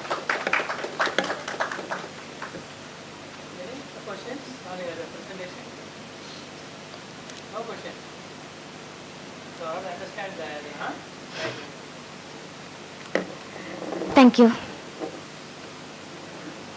have one small doubt regarding your presentation. Sir. But you have only pointed out some of the sections. Yes, sir. Right? That means in what way this section is useful to opportunities for the ethical governance? Sir, actually I just focused on the sections that you have said. I just focused on the acts that are governing the people to be in the ethical governance way. The ethical governance just includes the moral values and the behavior of the people. By changing the behavior of the people, ethical governance can be easily made. So that I used to mention the sections and also the punishments for those offences relating to that sections. So by the way of, not only by the way of punishing but also way of instructing, we can make the people to follow the moral principles. Not every time the rules and regulations are applicable for the people, but the moral values are easily applicable to the people by their behavior. They can easily understood what are we are going to convey. But rules and regulations are mandatory, but the moral principles make them to understand what we are conveying to them in a correct way. So this ensures the ethical governance, because ethical governance ensures these type of moral values. As far as your point is only for the applicable to the legal side. Only the legal people can understand easily the section and other things. So what about the general public? General public. What is your opinion? In what way you are going to create the awareness among the general public? So regarding the opportunities and challenges of the ethical governance. According to my view, ethical governance just focus on the moral values, sir, not only the rules and regulations. I have preferred that in my field I would like to mention those sections that are relating to the subject. But on the general way, every people can understood that not only the rules and regulations binds the coordination for the people, but also the moral values, ethics and the habitual actions, that is customs they follow, they can bind the people for promoting ethical governance. So that's why for the easy understanding way, I just go to the sections for the sections and the punishment and penalties for those who can understand to make an ethical governance in the easy way. Okay, all the best, right. Thank you, sir.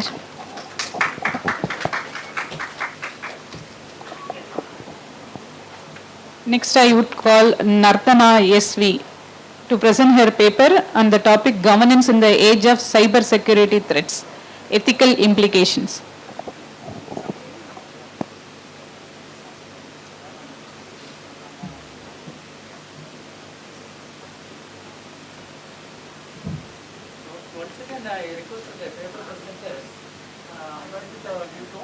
Explain again and again the concept of the ethical governance and other things. But you have pointed out some important area of your research paper. That is better to all, right?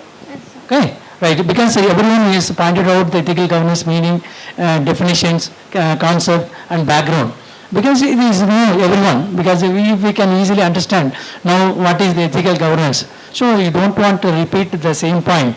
Okay, you point out your or highlight your important research.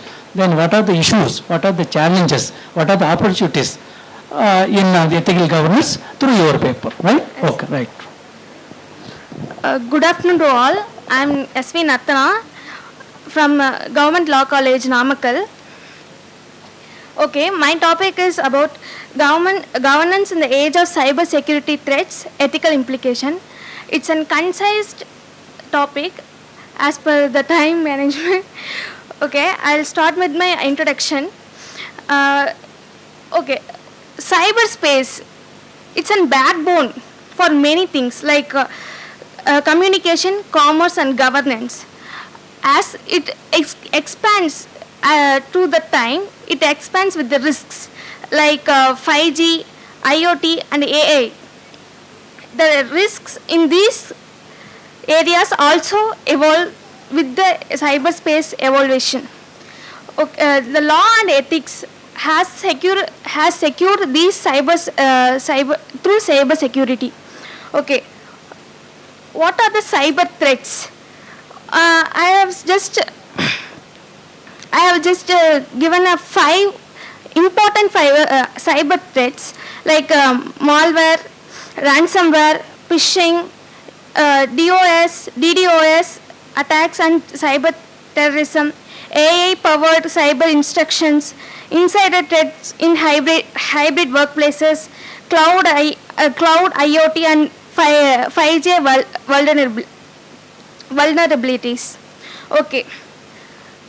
First of all, what is malware and ransomware? Okay, malware is nothing but a malicious software which helps, which is a cyber threat by which hacks the cyber space. For example, okay, this means malware, and ransomware means the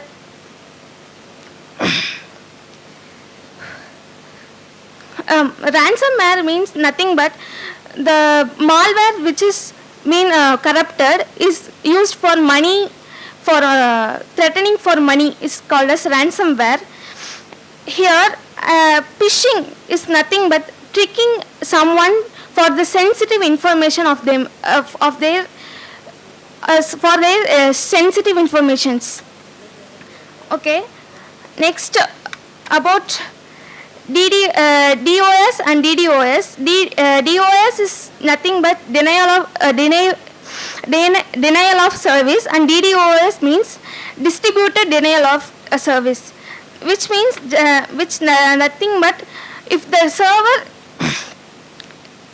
it attacks the overwhelmed server, disrupt essential services. Next, cyber terrorism targets the critical infrastructures.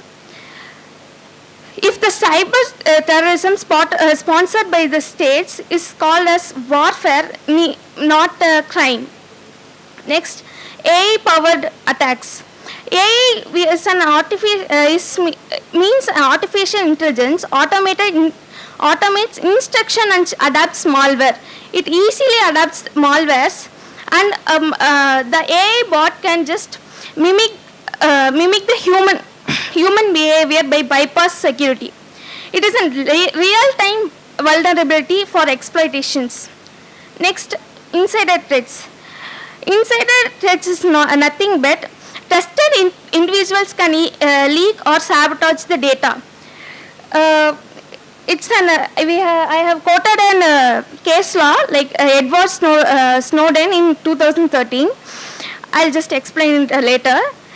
It's not only because it's not a threat like வேணும்னே அந்த விஷயத்தை வந்து பண்ணணும் அப்படின்னு சொல்லி பண்ணுறது மட்டும் இல்லை.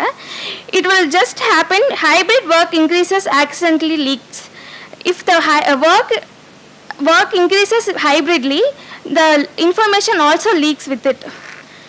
Next, cloud, IoT and 5G vulnerabilities. Okay, it's nothing but smart devices expands entry points. That means we are using all devices using internet. So it helps the hackers to hack the devices easily. Cross-border jurisdiction challenges. It's nothing but the cloud data is shared between every countries, other countries' servers too. So if it is hacked, we are facing the judicial consequences with every states. So need for robust legal framework. It's nothing but if as the legal threats, I mean cyber threats are evolving, we should also be aware. We also be updated with the laws for the new risks that would be happen with us. So the core principle of cyber security is privacy and security. That means the protecting personal sensitive data from misuse. Accountability and transparency. That means the organization must be answerable for how they collect and store and use the data. Responsible disclosure means when there is a vulnerability, we should inform this beforehand so that it will be helpful for us. Then ethical hacking. Authorized, it is an authorized hacker test so that before the attackers would attack those systems, we can protect them by finding the weakness of those attackers or that loopholes. Next, case studies. I have quoted 3 case studies here. That is WannaCry ransomware, next solar wind breach, and insider threat, that is Edward Snowden 2013. WannaCry is nothing but it is a software in 2017. It attacks more than 2 lakh computers in 150 plus countries.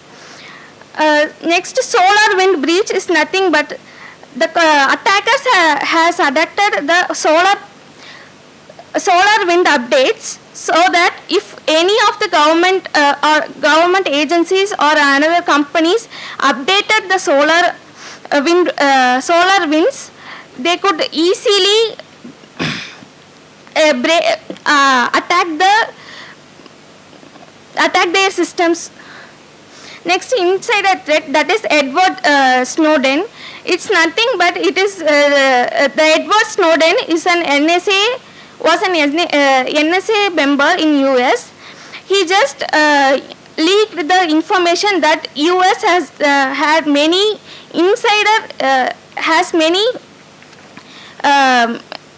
confidential matters about many companies and even though many political leaders.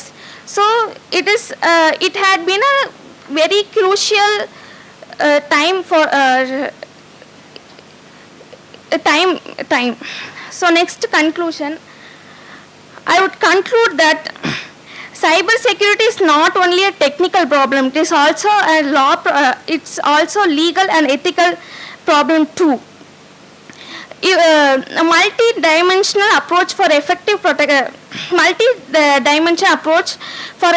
protections like law, governance and ethics should also help in cyber securities. Next, cyber threats evolves. As I said, it's not a stable thing, it evolves due to time. So everyone should commit to integrity, vigilance and collaborations. Thank you for the time. Thank you.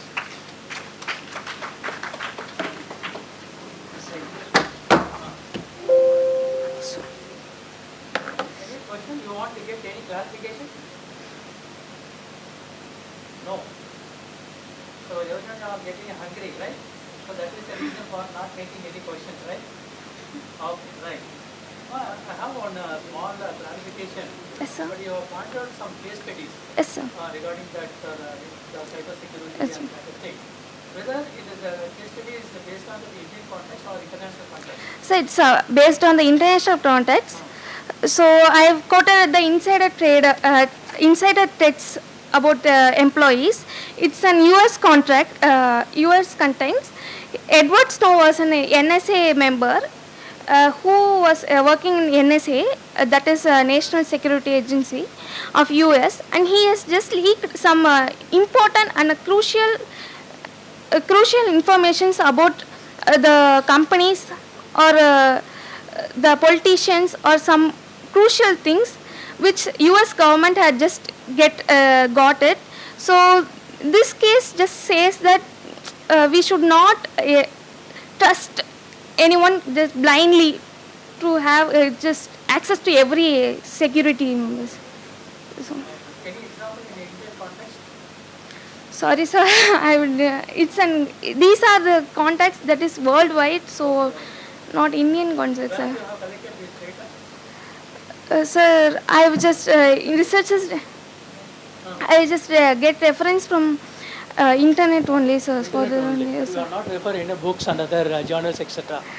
Sir, these contents are just given in internet, so I just for evolving things, so I just Okay. And one more question. So, what your topic is related to this seminar title, which means that ethical governance. Sir, as I said, ethical things, integrity is also means ethical. Just my curiosity, because Yes, you already sir. pointed out. Yes, Just my sir. curiosity, in what way this your area is related to this seminar? Sir, as I said, a person, if it is about an individual only, if a person just gets a loophole or a weakness point of an in cyber space, we should just inform that or inform to that particular area so that we can be secured from these cyber spaces. So this is my ethical relating to this topic. Okay.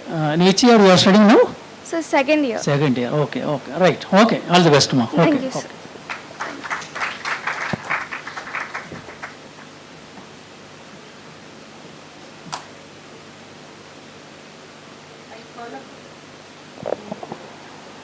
I call Gopika M to present her paper on the topic Governance in the Age of Misinformation, Free Speech, Ethical Implications and Social Media.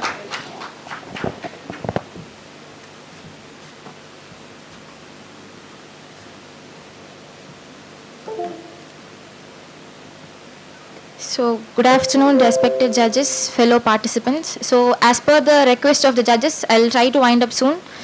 So, my paper topic is Governance in the Age of Misinformation, Free Speech, Ethical Implications and Social Media. Oh, PPT and you are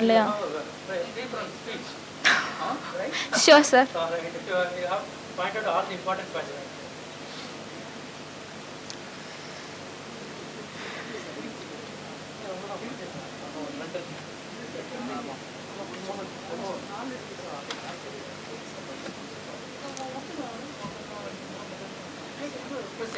So, the reason behind choosing this topic is,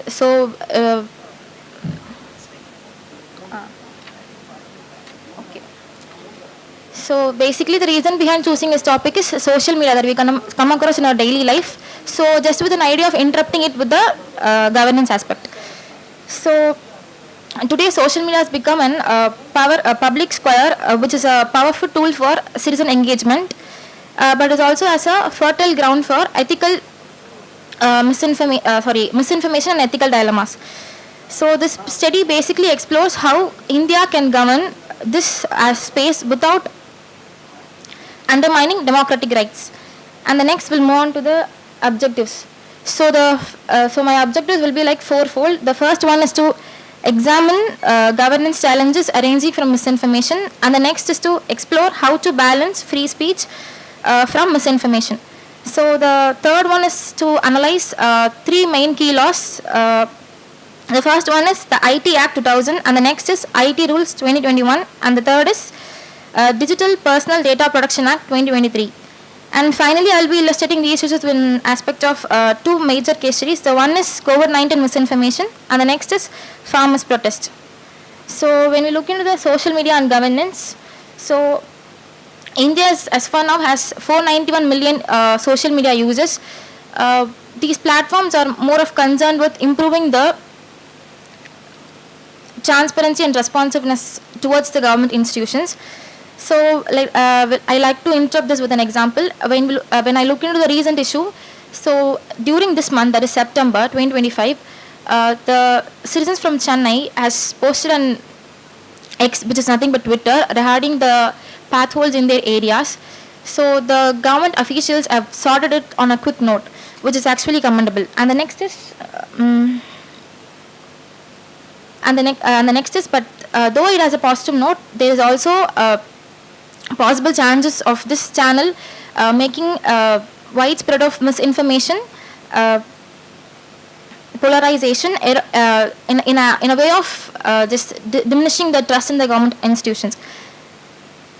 And the next I'll be moving on with the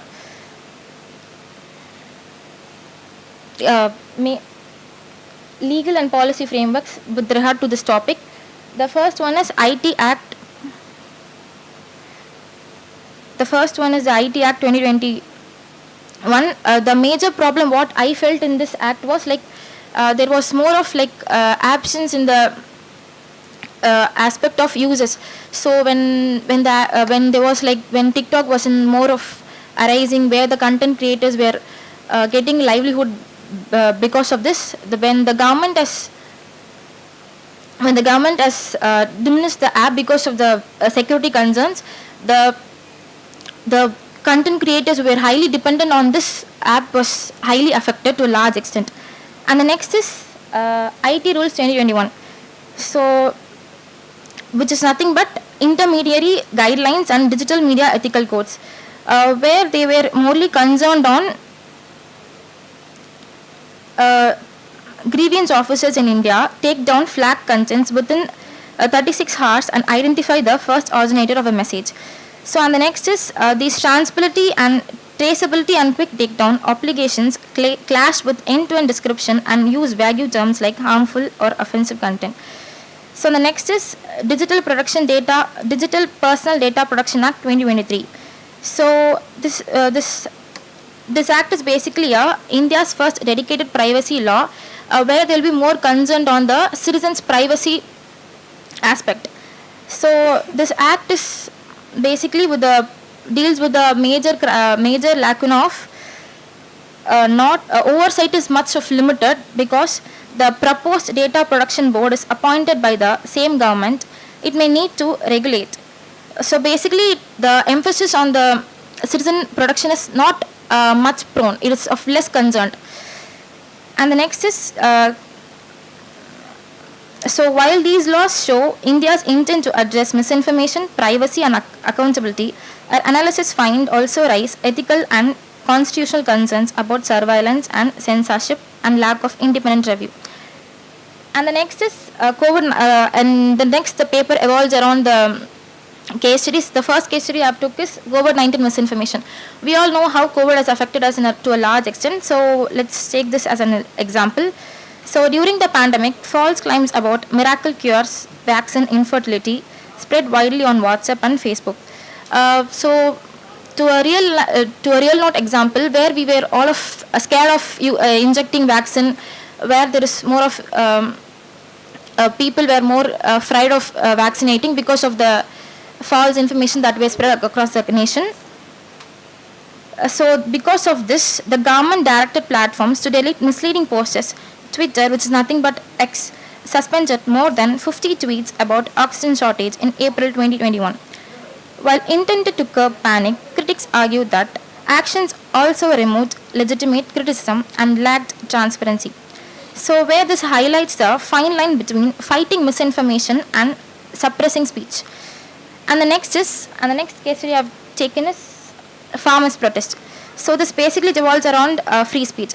So in the 2020 to 2021, farmers' protest, social media became a lifeline for mobilization and live reporting from the ground. Invoking this in section 69A, which is nothing but power to issue directions for blocking for public access of any information through any computer source in this. So basically, in this 69A, the authorities ordered as the power to order the blocking of accounts and URLs. So in respect of this case study, the authorities have blocked 177 accounts and URLs. Twitter's initially compiled, but later some accounts citing free expression concern. So the next, this episode exposed the tension between state power, platform independence, and citizen rights to dissent. And the next, I will move on to the recommendations, where I will be framed a model for the governance, which is nothing but rights-focused data production and privacy model. So this model is more of like where the government can frame it in a way that is there is more of free speech for the citizen as well as data production for the citizen. So the annual technology. So basically annual technology in the sense impact reviews with experts from various fields and civil society to keep regulations up to date. So basically the need for the civil society is to analyze how the people who are using the social media are affected because of it. And the next is mandatory transparency reports from both government departments and major platforms. So mandatory reports in the sense, mandatory transparency report. So basically these reports should be in nature of transparency because it is the people who are more of using social media. So it has to be prepared in a way it is transparent and understandable to the common people. And the next is community level digital literacy hubs to help citizens identify misinformation and exercise data consent rights. And the next is together these measures can protect citizens while preserving innovation. To conclude this presentation, governance in the age of misinformation era must be ethical, transparent and rights-based. Technology is both a boon and a ban. Likewise, every coin has two sides. Only when good governance works hand in hand with democracy, we can achieve sustainable development. So yeah, that's all. Nice presentation. Thank you, sir. Any questions on our presentation? Yes.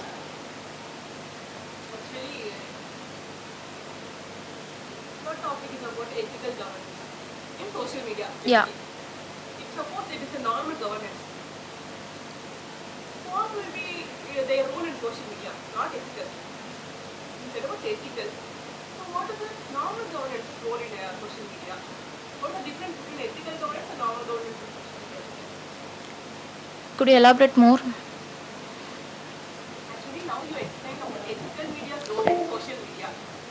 I'm just asking, what is normal governance make a role, or what their contribution in social media to their so what happening in social media, what they will do restrict? So my paper does not cover this aspect, so I may not know.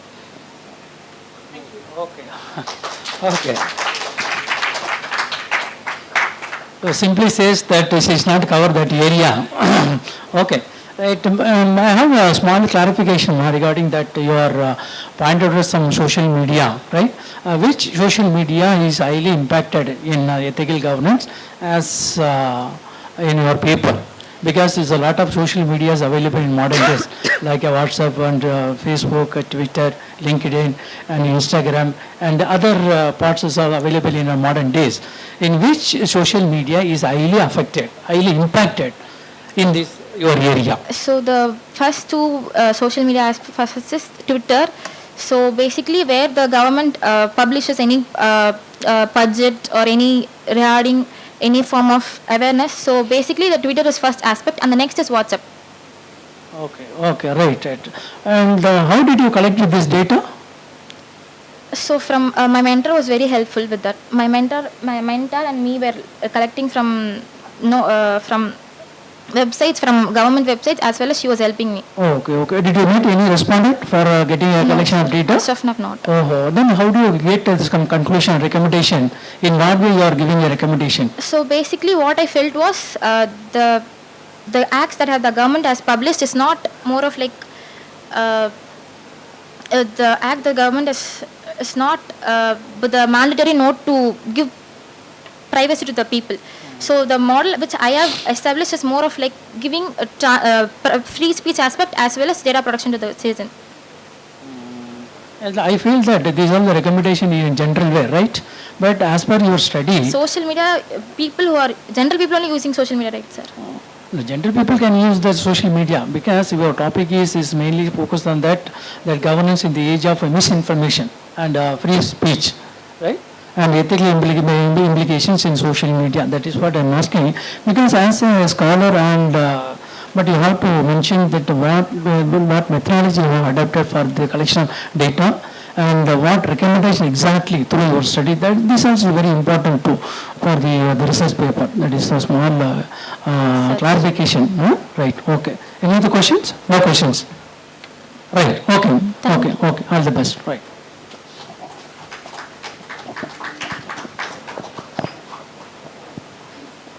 Thank you. So I am calling R. Varshini, Nancy and Priscilla I to present your paper.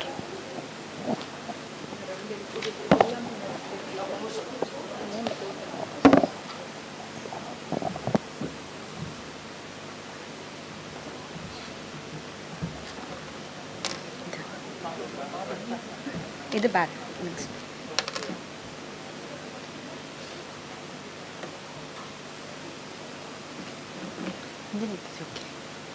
Good afternoon, everyone. We, Vashni and Nancy, are here to present our paper on ethical challenges of social media-driven governance, balancing public opinion, transparency, and privacy in public administration.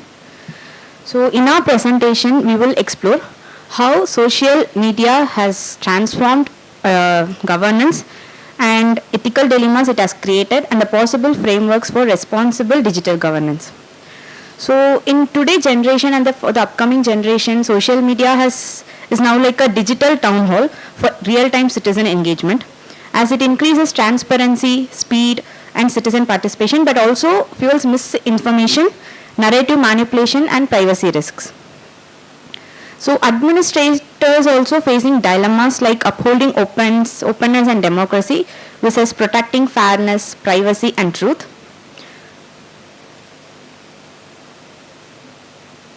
So redefining citizen-state interaction in the digital era. Digitalization has transformed government in two ways, that is continuous interaction and one-way communication. So there are benefits and challenges in this. The benefits are real-time communication of policies and emergency alerts, direct feedback loops, trust building. The challenges that they are facing in this is misinformation and polarization due to fast information spread, digital divide where marginalized voices are excluded because the tribal peoples are below poverty line can't use social media, so there are marginalized voices are excluded. So the solution we could require is to make them non-discriminatory policies and strong ethical frameworks. So AI-driven creativity. AI-generated creativity challenges traditional notions of human imaginations. As AI is covering most of the social medias, risk of Western-centric dominance overshadowing indigenous creativity. Human concerns are threat to livelihoods of artists, writers, as AI can replicate styles quickly. So way forward is like treating AI as a co-creator, enhancing experimentation, enforce copyright and ethical safeguard for originality, ensure training diversity, transparency and human acknowledgement. So I would conclude by saying this line, like AI should complement, not replace human cultural expression. I would like to Nancy continue.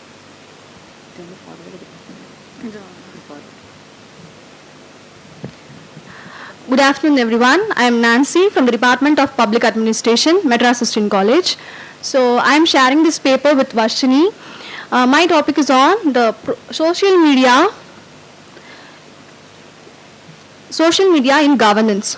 So social media in governance, it's at it is a double-edged sword. It has a positive as well as a negative impact.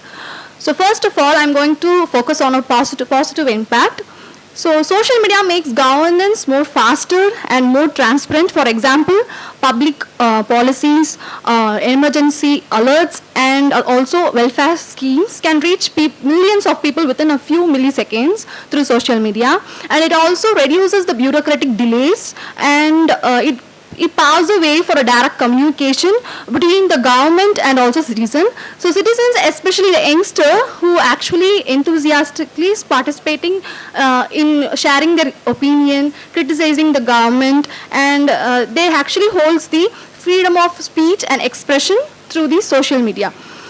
For example, India has a Digital India platform and My Government platform, which actually shows how government is using social media to encourage real-time participation, and also it strengthens the government democracy by making governance inclusive, transparent, and participatory.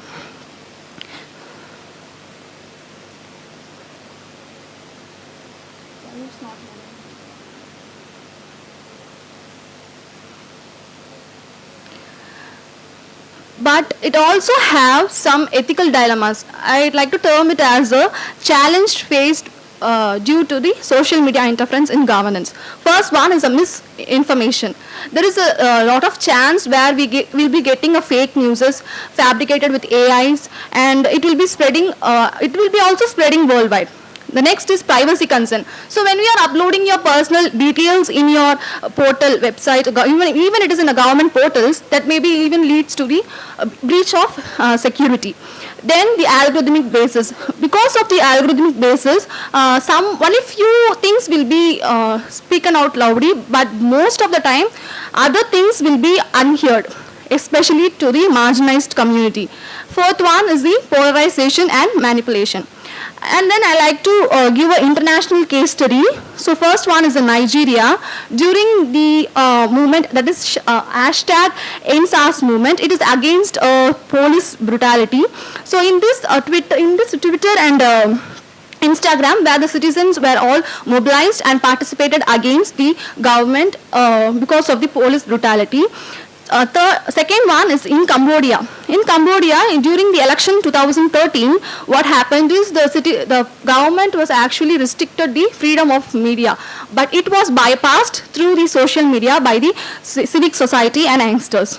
Third one, it is in Turkey, where despite the government's suppression of using the social media, that is freedom of press, they actually, again here also the same situation like in Cambodia and Nigeria. But Finland, it is something different. It actually sees the social media as something a positive one. It integrated it into a national-wide campaign against the fake news.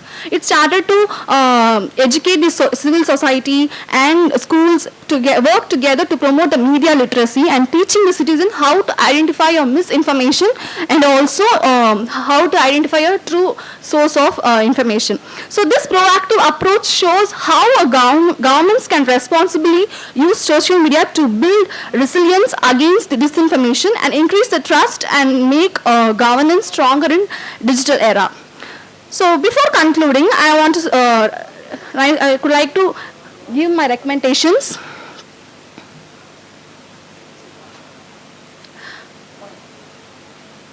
So the recommendations are, first of all, we need a strong ethical guidelines. That is, the government should adopt a clear rules for a responsible use of citizens' data. Second one is the accountability and mechanisms.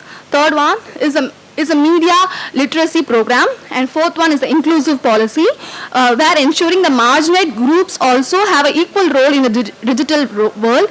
And the fifth one is a balanced regulation, that is avoiding both the extremes. Over regulation will also lead to making the citizen silence.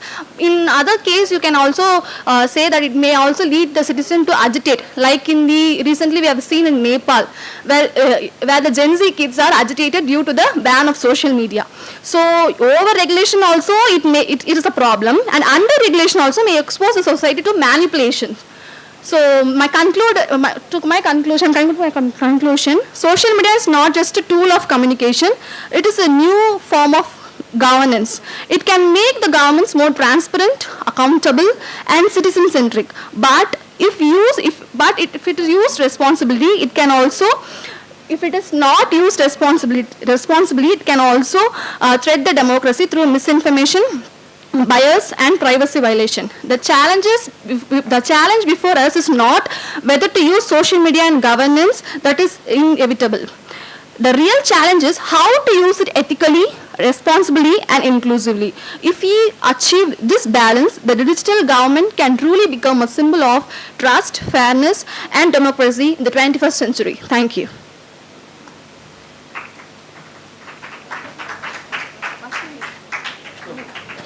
So any questions? No questions? Okay. Right. I have small clarifications regarding your title. The same point the previous presenter has made this kind of case studies. But you also pointed out the international context, Nigeria, Finland and Cambodia. Is there any specific reason for that, for the identification and the mentioning of the international case studies? What was the reason for mainly focused on the Nigeria case studies and Cambodia case studies and the Turkey case studies and Finland case studies? Is there any Indian context case study in terms of your title? So, since internet is a worldwide thing, so we interpreted in a worldwide case. Oh, yeah. I understand, because we are in India, especially we are living in Tamil Nadu, but the seminar is organized by the Tamil Nadu Open University, right? So why you are not focusing that Indian context, especially in Tamil Nadu? There are many cases are there, like in social media issues and other ethical governance. Why you are not focusing that Indian context as well as the Tamil Nadu context? So the majority of people are focusing on the international context, international case studies. But why it is so means in Finland actually they are in a proactive approach, but India still I think there is no proactive approach so on till now. Oh, that is what I am expecting, this kind of, there is no proactive So this is the reason we have chosen the international case study. Okay, right. So you are focused on the public administration, right? Yes, sir. That is what, okay, right. That public, is it rightly the public administration or international relations? Actually in public administration we are having international relations too. What way this your title is related to public administration? So both can be applied. No, actually I don't understand, because as my later knowledge, because this area is focused on the international relation, right? I have little confusion in what way this title, this paper is related to public administration. So it's not about just public administration as a wider scope, sir. So Yeah. we can include the international relations too. International relation or international administration? International relations, not Okay. administration. Okay. And I would like to know about that. What type of methodology you have adopted for the collection of data? How you are interpreted data? It is a secondary source of collections. Only no primary data. It's a secondary source. Right. Okay. Sorry, Governance, public opinion. You used the word balancing public opinion and transparency. So how you collect, without collecting the primary data, how you given suggestions and recommendations? Only based on secondary. Already we might be knowing. Already we will be talking about the. Already we will be knowing many cases, case studies, and many newses we will be seeing, ma'am. So with that, we are you generalizing your suggestions and recommendation from international context to Indian. Yes. Right. But anyhow, I would like to say something about all the percentages as I already pointed out. But you should be in a logical way, right? So, an ethical way also. right? So that you give the recommendation and conclusion based on that your preparation of the data and other things. But this is everyone knows about the recommendation, conclusion, because he is rightly pointed out that the message is available through internet. So what is your role? What is your contribution in this particular seminar? That is what expecting some innovations from your side. Okay, anyway, all the best. Right. Thank you, okay.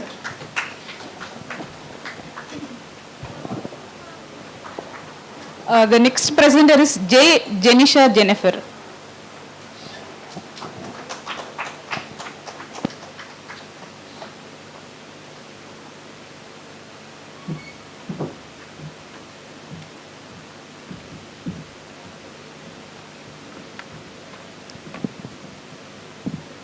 Good afternoon, everyone. I am J. Jenisha Jennifer from Department of Public Administration, Madras Christian College. It's an honor to be here to talk about the topic that is not only timely but also deeply relevant to all of us. Ethical governance in the age of artificial intelligence, balancing transparency, accountability, and algorithmic bias in public decision making. Artificial intelligence is no longer a futuristic concept. It is here, and it is transforming the way governments work. From predictive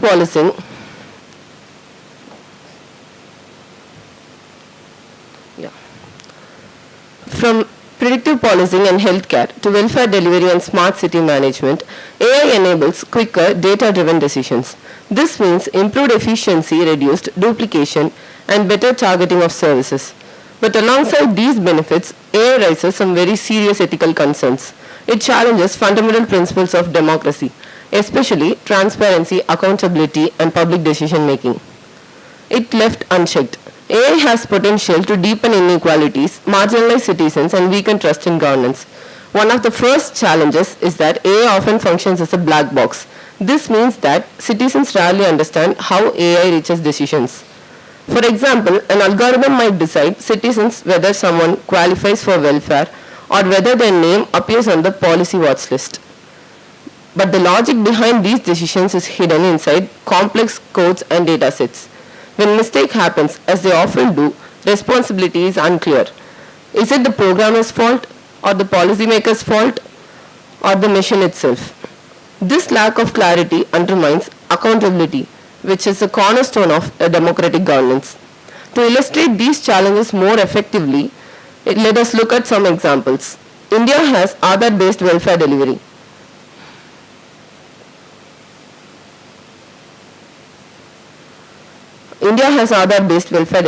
Aadhaar is the biometric ID system. It has been revolutionary in reducing fraud and duplication in welfare distribution.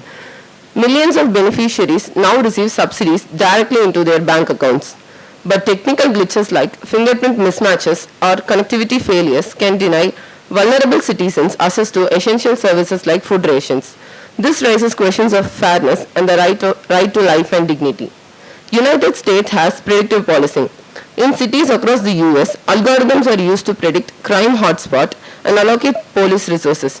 On paper, this looks efficient, but in practice, if the data used is biased, say, over-policing of minority neighborhoods in the past, the AI will continue to flag those communities cycles of discrimination and mistrust.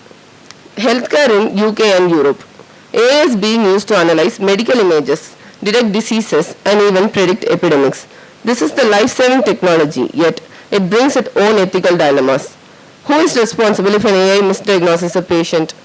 How is patient consent ensured? How sensitive health data kept secure?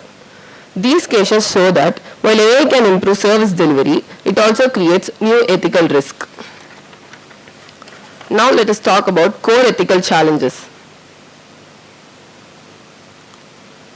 From these examples, three main challenges emerge. They are transparency, accountability, and algorithmic bias. In transparency, AI decision making must be understandable. Citizens should not feel that decisions about their lives are being made by mysterious machines they cannot question. Without transparency, trust in governance erodes.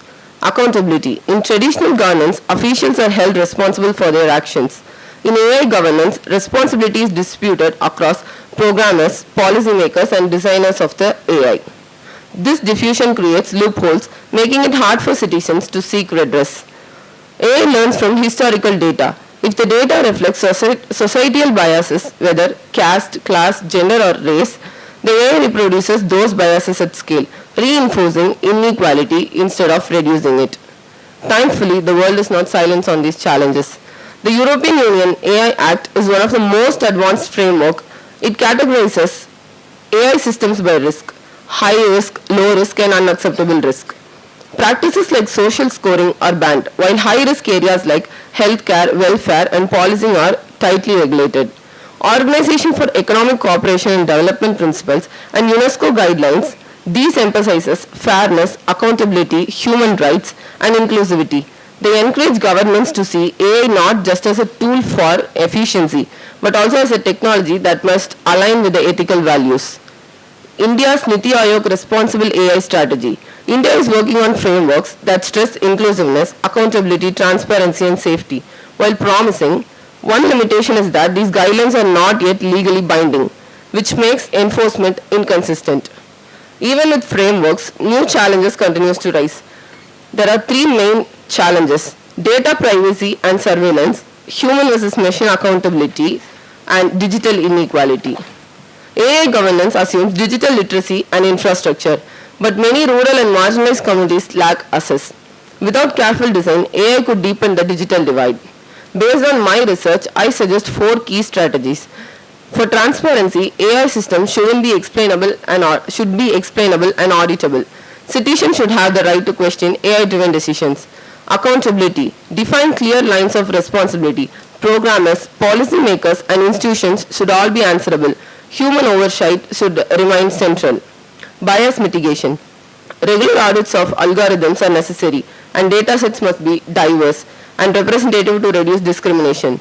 Citizen participation. AI policy should not be drafted in closed rooms. Citizens must have a voice in shaping how AI is used, ensuring democratic legitimacy. To conclude,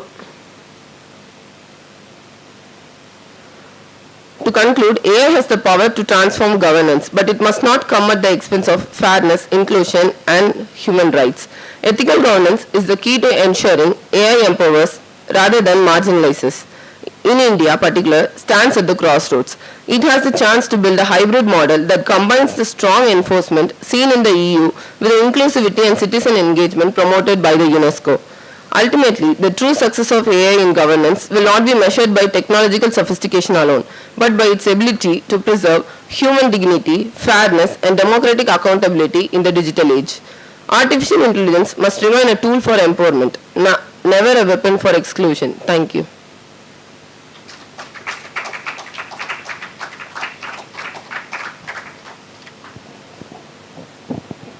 Any questions? No questions.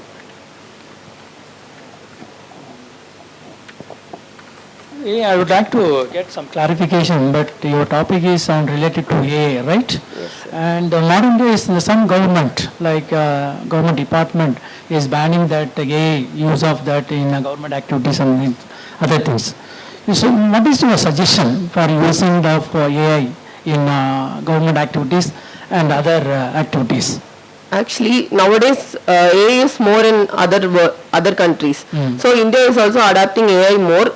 For example, in India there is an Aadhaar-based welfare system which uses AI. Now, if we go to Aadhaar shop, we'll use fingerprints to get.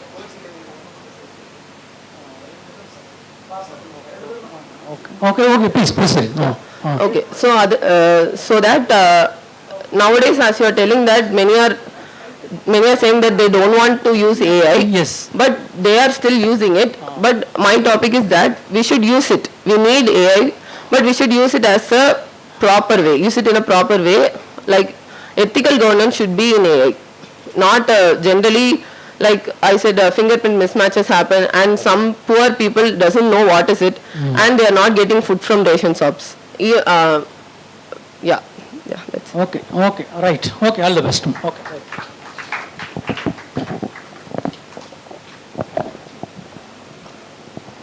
Next, Sedu Parvati, CV. Come and present your paper.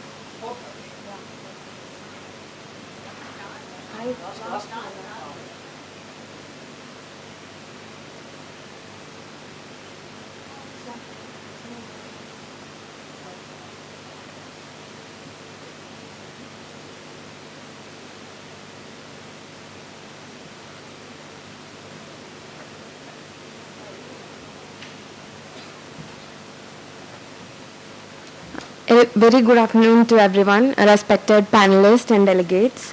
I am Sedu Parvati CU, currently pursuing my Masters in Public Administration at Madras Christian College. And my topic of presentation is the new frontier of justice, artificial intelligence in education, and the rural-urban equity challenge. So whenever a new discovery appears, people feel nervous. During industrialization, many thought it would replace human work and intelligence. But over time, we saw that the advances helped societies grow and improve instead of destroying what makes us human. Similarly, artificial intelligence, which is a new technology, it has the power to open up huge possibilities. AI can help establish greater equality and bring about progress in all areas of life. My topic lies at the intersection of the technology and social equity. India remains a country where access to education is deeply unequal. The national literacy rate ranges about 75%, but when we take it to the tribal sectors, it is just around 50%. We can see a gap of more than 20% in literacy rates when we are comparing an overall India to the tribal areas. Behind these numbers are the children whose futures are being written not by their potential but by their circumstances. Let me begin with a picture of reality. India is a nation of contrast, where there are children who are learning coding by the age of 10. And on the other hand, there are children in these areas who can't even comprehend letters and sentences due to their circumstances. Display your PPT because people wanted to see. Yeah, sure. Okay. So, the objective of my study is to find out the gap between the urban and rural education and to propose artificial intelligence as a solution to promote equality in education between both the sectors. I'm taking the case study from Kerala. Since I'm from Kerala, it's from the district of Palakkad. There is a place called Attapadi, which comprises of majorly 3 tribes, which are the Irula, Muguda, and Kurumba tribes. There, more than 70% of the families are living below poverty line, with their basic education below 10 standard, and also they have over 80% remain socially excluded and isolated from the external world. Imagine a young girl from these hills. She woke before sunrise, helps her mother fetch water, walks several kilometers to reach a dilapidated school where textbooks are in a language that she barely understands. That is where artificial intelligence would come in help. Imagine an AI system which can understand and translate multiple languages. So, my proposal in this paper would be to include or establish artificial intelligence even in the rural sectors so that we can bridge the gap of education. For example, a girl who's living in the Irula tribe would have her own language, and the textbooks they are studying would be basically in Malayalam or in English. So, if you are bringing in a multilingual AI system that can translate her Malayalam textbooks or the Malayalam words into the Irula language, it would help her understand the concept, and even she can even this system could help her learn a new language through the digital sources and inclusion of artificial intelligence. AI has the power to rewrite the narratives in the rural sector. Imagine if this girl had access to a tablet with an offline learning app that could read out lessons in her native language. Picture an AI-powered tool that listens to her speech and corrects her pronunciation gently and encourages her to practice without fear or ridicule. This is not a distant dream. The International Institute of International Technology in Hyderabad, through its Adivani initiative, has already built AI text-to-speech systems for tribal languages in languages such as Santali and Bili. So the people in there could translate the text into their own native languages and understand the text better. Even government-led platforms such as Diksha and the PM e-Vidya powered by AI have demonstrated measurable results. We can see through the statistics a 15% of improvement in literacy and 20% of improvement in numeracy. But let us also be clear-eyed about the risk. As we saw in the previous presentations, artificial intelligence comes with a lot of risk, such as algorithmic bias, ethical cyberbullying, and such things are challenges towards this. So I am proposing a few solutions for this development, which are adaptive learning platforms such as Diksha and everything that could act as an app for the students to learn better, and intelligent tutoring systems which could actually assist the teachers, the trainers who are teaching them, and help them prepare lesson plans using the help of artificial intelligence. And data-driven administrative tools even in justice could help in implementing justice better. And as I said, multilingual educational methods and an AI dropout prediction system. In the tribal areas, there are high rates of dropout due to the due to the poverty, and the parents are thinking like the students need not get any education and it would only contribute in like nothing for their development. So we could develop an AI dropout system which would calculate and predict the number of students who could actually drop out from the colleges or educational institutions. And the potential risks and challenges could be the insufficient digital literacy, because in rural areas the digital apps and the equipments are very less, and we need to promote inclusion of digital literacy in the rural areas, and lack of devices to adopt AI in the rural areas. By rural I mean areas like Attapadi with people who are actually living below poverty line, and not just areas or the areas of demography which are coming under the rural sector. And the instructors need to be better trained in the usage of AI, and we have data privacy concerns, and that needs to be seen in an ethical manner. Also cyber attacks, algorithmic bias, digital divide, etc. are also the potential challenges that could come in when we are inculcating artificial intelligence into our system. And the potential solutions that I propose, or the solutions that I consider would work here, is trainers who are trained to use AI ethically. When we are training the trainers, and when people understand the concept with clarity, they can explain concepts with like in a clear manner so that the students can understand better.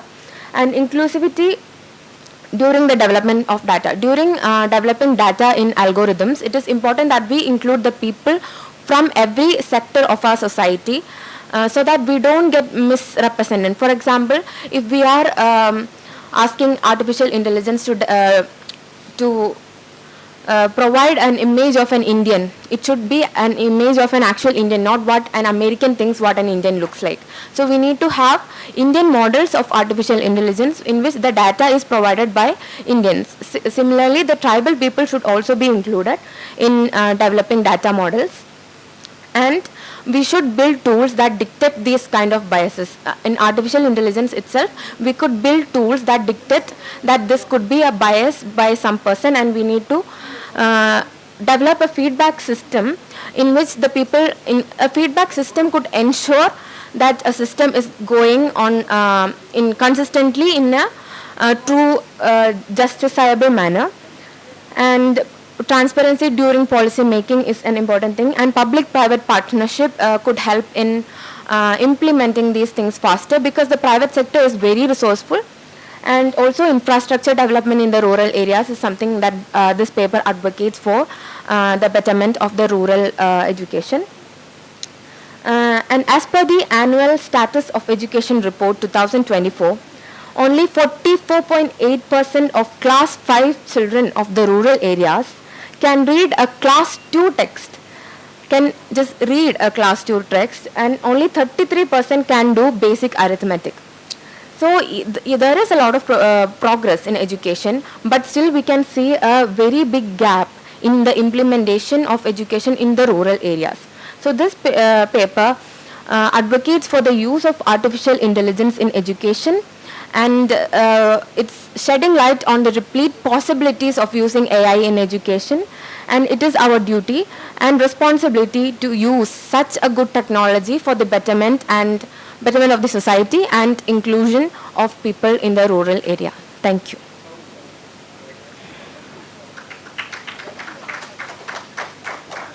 Very nice presentation. But any questions or any queries regarding his presentation? No, no questions. Yes.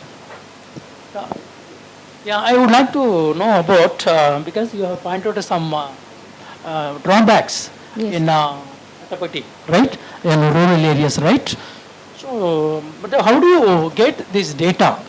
And number one, and you have also pointed out to some the inadequate infrastructure, shortage of teachers and other facilities, right? Yes. And as per my knowledge, because the government of India and as well as the state government is providing all the facilities for the development of education, not only in the Kerala, in all over India, especially in Tamil Nadu. Tamil Nadu is also recently introduced AI, right, in class 1 to 5. But all the students should know that we should learn about the AI, especially in the education field. But you have pointed out that in Kerala there is no AI provisions, especially in your area, tribal area. And one more thing, but you have pointed out the tribal's language. What is mean by tribal language? Because in modern days that we can get all information through our vernacular language. If you want to get the information through AI in Tamil, you can type the Tamil, you can get all the information. If you want to get it through Malayalam, but you can get all the information through Malayalam languages. So, but you have pointed out some little bit of confusion in your presentation. Can you clear this area? Yes, my sources were from primary as well as secondary sources, because my mother is a teacher in a government school in Kerala, where it is a nearly tribal area, and there itself we can see a lot of gap in provisions. There are a lot of policies for developing education, but there is a gap in implementation, because to improve AI you need to have a digital structure, but the school was lacking a digital structure. For that the government installed smart classrooms. That happened last year. But there are schools which are even in the interior of the community, the marginalized schools, which are yet to have even the infrastructure for implementing such digital technologies like artificial intelligence. That is how.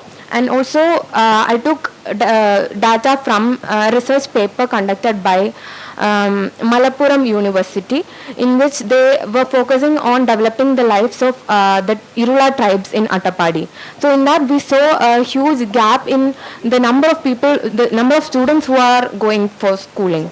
So that's how I got into. And one more thing, but you are recommended fully in the AI education, right? Yeah, I recommend. And then if we introduce the AI in education, especially in the school education, what about the role of teachers? Yes, that's what.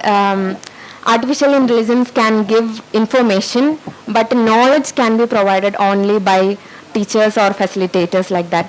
Because A student can't just learn completely by reading something in AI. A teacher is very necessary to make them understand the concepts. That's why I don't think the development of artificial intelligence in the teaching sector would hamper or like hinder the role of a teacher as such. It will only enhance the power of a teacher, I would say. And one more thing, if you are using the AI in a school education, then what is the use of our material, which means the textbook and other study material? I think that the books are waste only if you are using the AI. No, Right? sir. No, sir. No, sir. Even if AIs are also prescribing to books, they get knowledge from the books only. Okay. So books are really important even when it comes. So I don't think it will hamper. No, that is my knowledge, because most of the people wanted to study through the textbook. Because whenever you want any material, but you can use without any internet facilities, right? Yeah. But you have pointed out there is the lacking of that internet facilities in tribal area, right? If the internet problem is how the students can get the AI facilities and other infrastructure facilities through any education for the development. I feel that the textbook is only way. Yes, right? Yes. Right. Okay. Right. Okay. All the best. Right. Okay, sir. Thank you.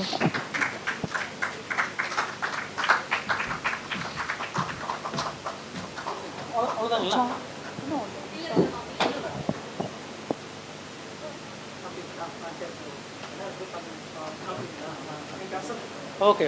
You want to consolidate the report or because you are huh? Okay. Right.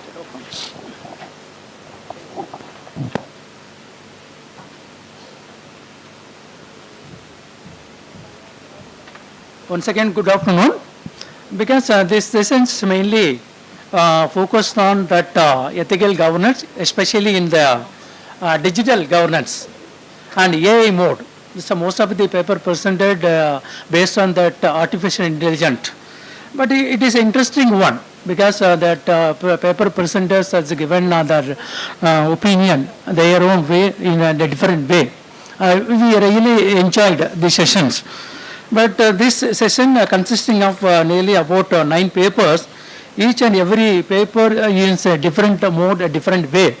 Because the paper is, first paper is strengthening the women in a decision making for governance. And the other paper, some majority of paper is mostly depends on the AI mode and the digital divide and misinformation, etc., and social media also. But this, I would like to say something about the paper presenters.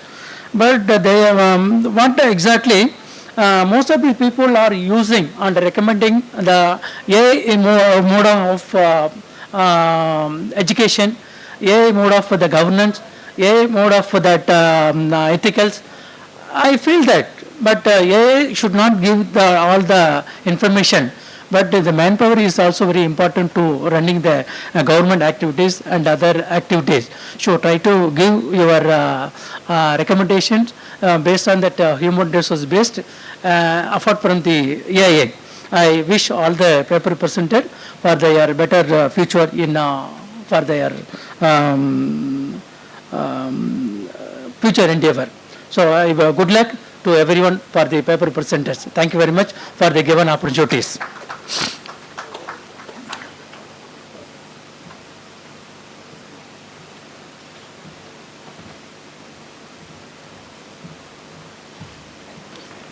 Thank you very much, sir. Thank you very much, madam. The session is over. 30 minutes தான் இருக்கு. அதுக்குள்ள lunch முடிச்சிட்டு again நீங்க assemble ஆயிருங்க வேலிடேட்டரி ஃபங்க்ஷனுக்கு. Lunch பக்கத்துலயே இருக்கு. 30 மினிட்ஸ்ல முடிச்சிட்டு திரும்ப வந்துருங்க. போங்க. சாப்பிடாதீங்க, போய் வேகமா சாப்பிட்டு வந்துருங்க. Right, thank you.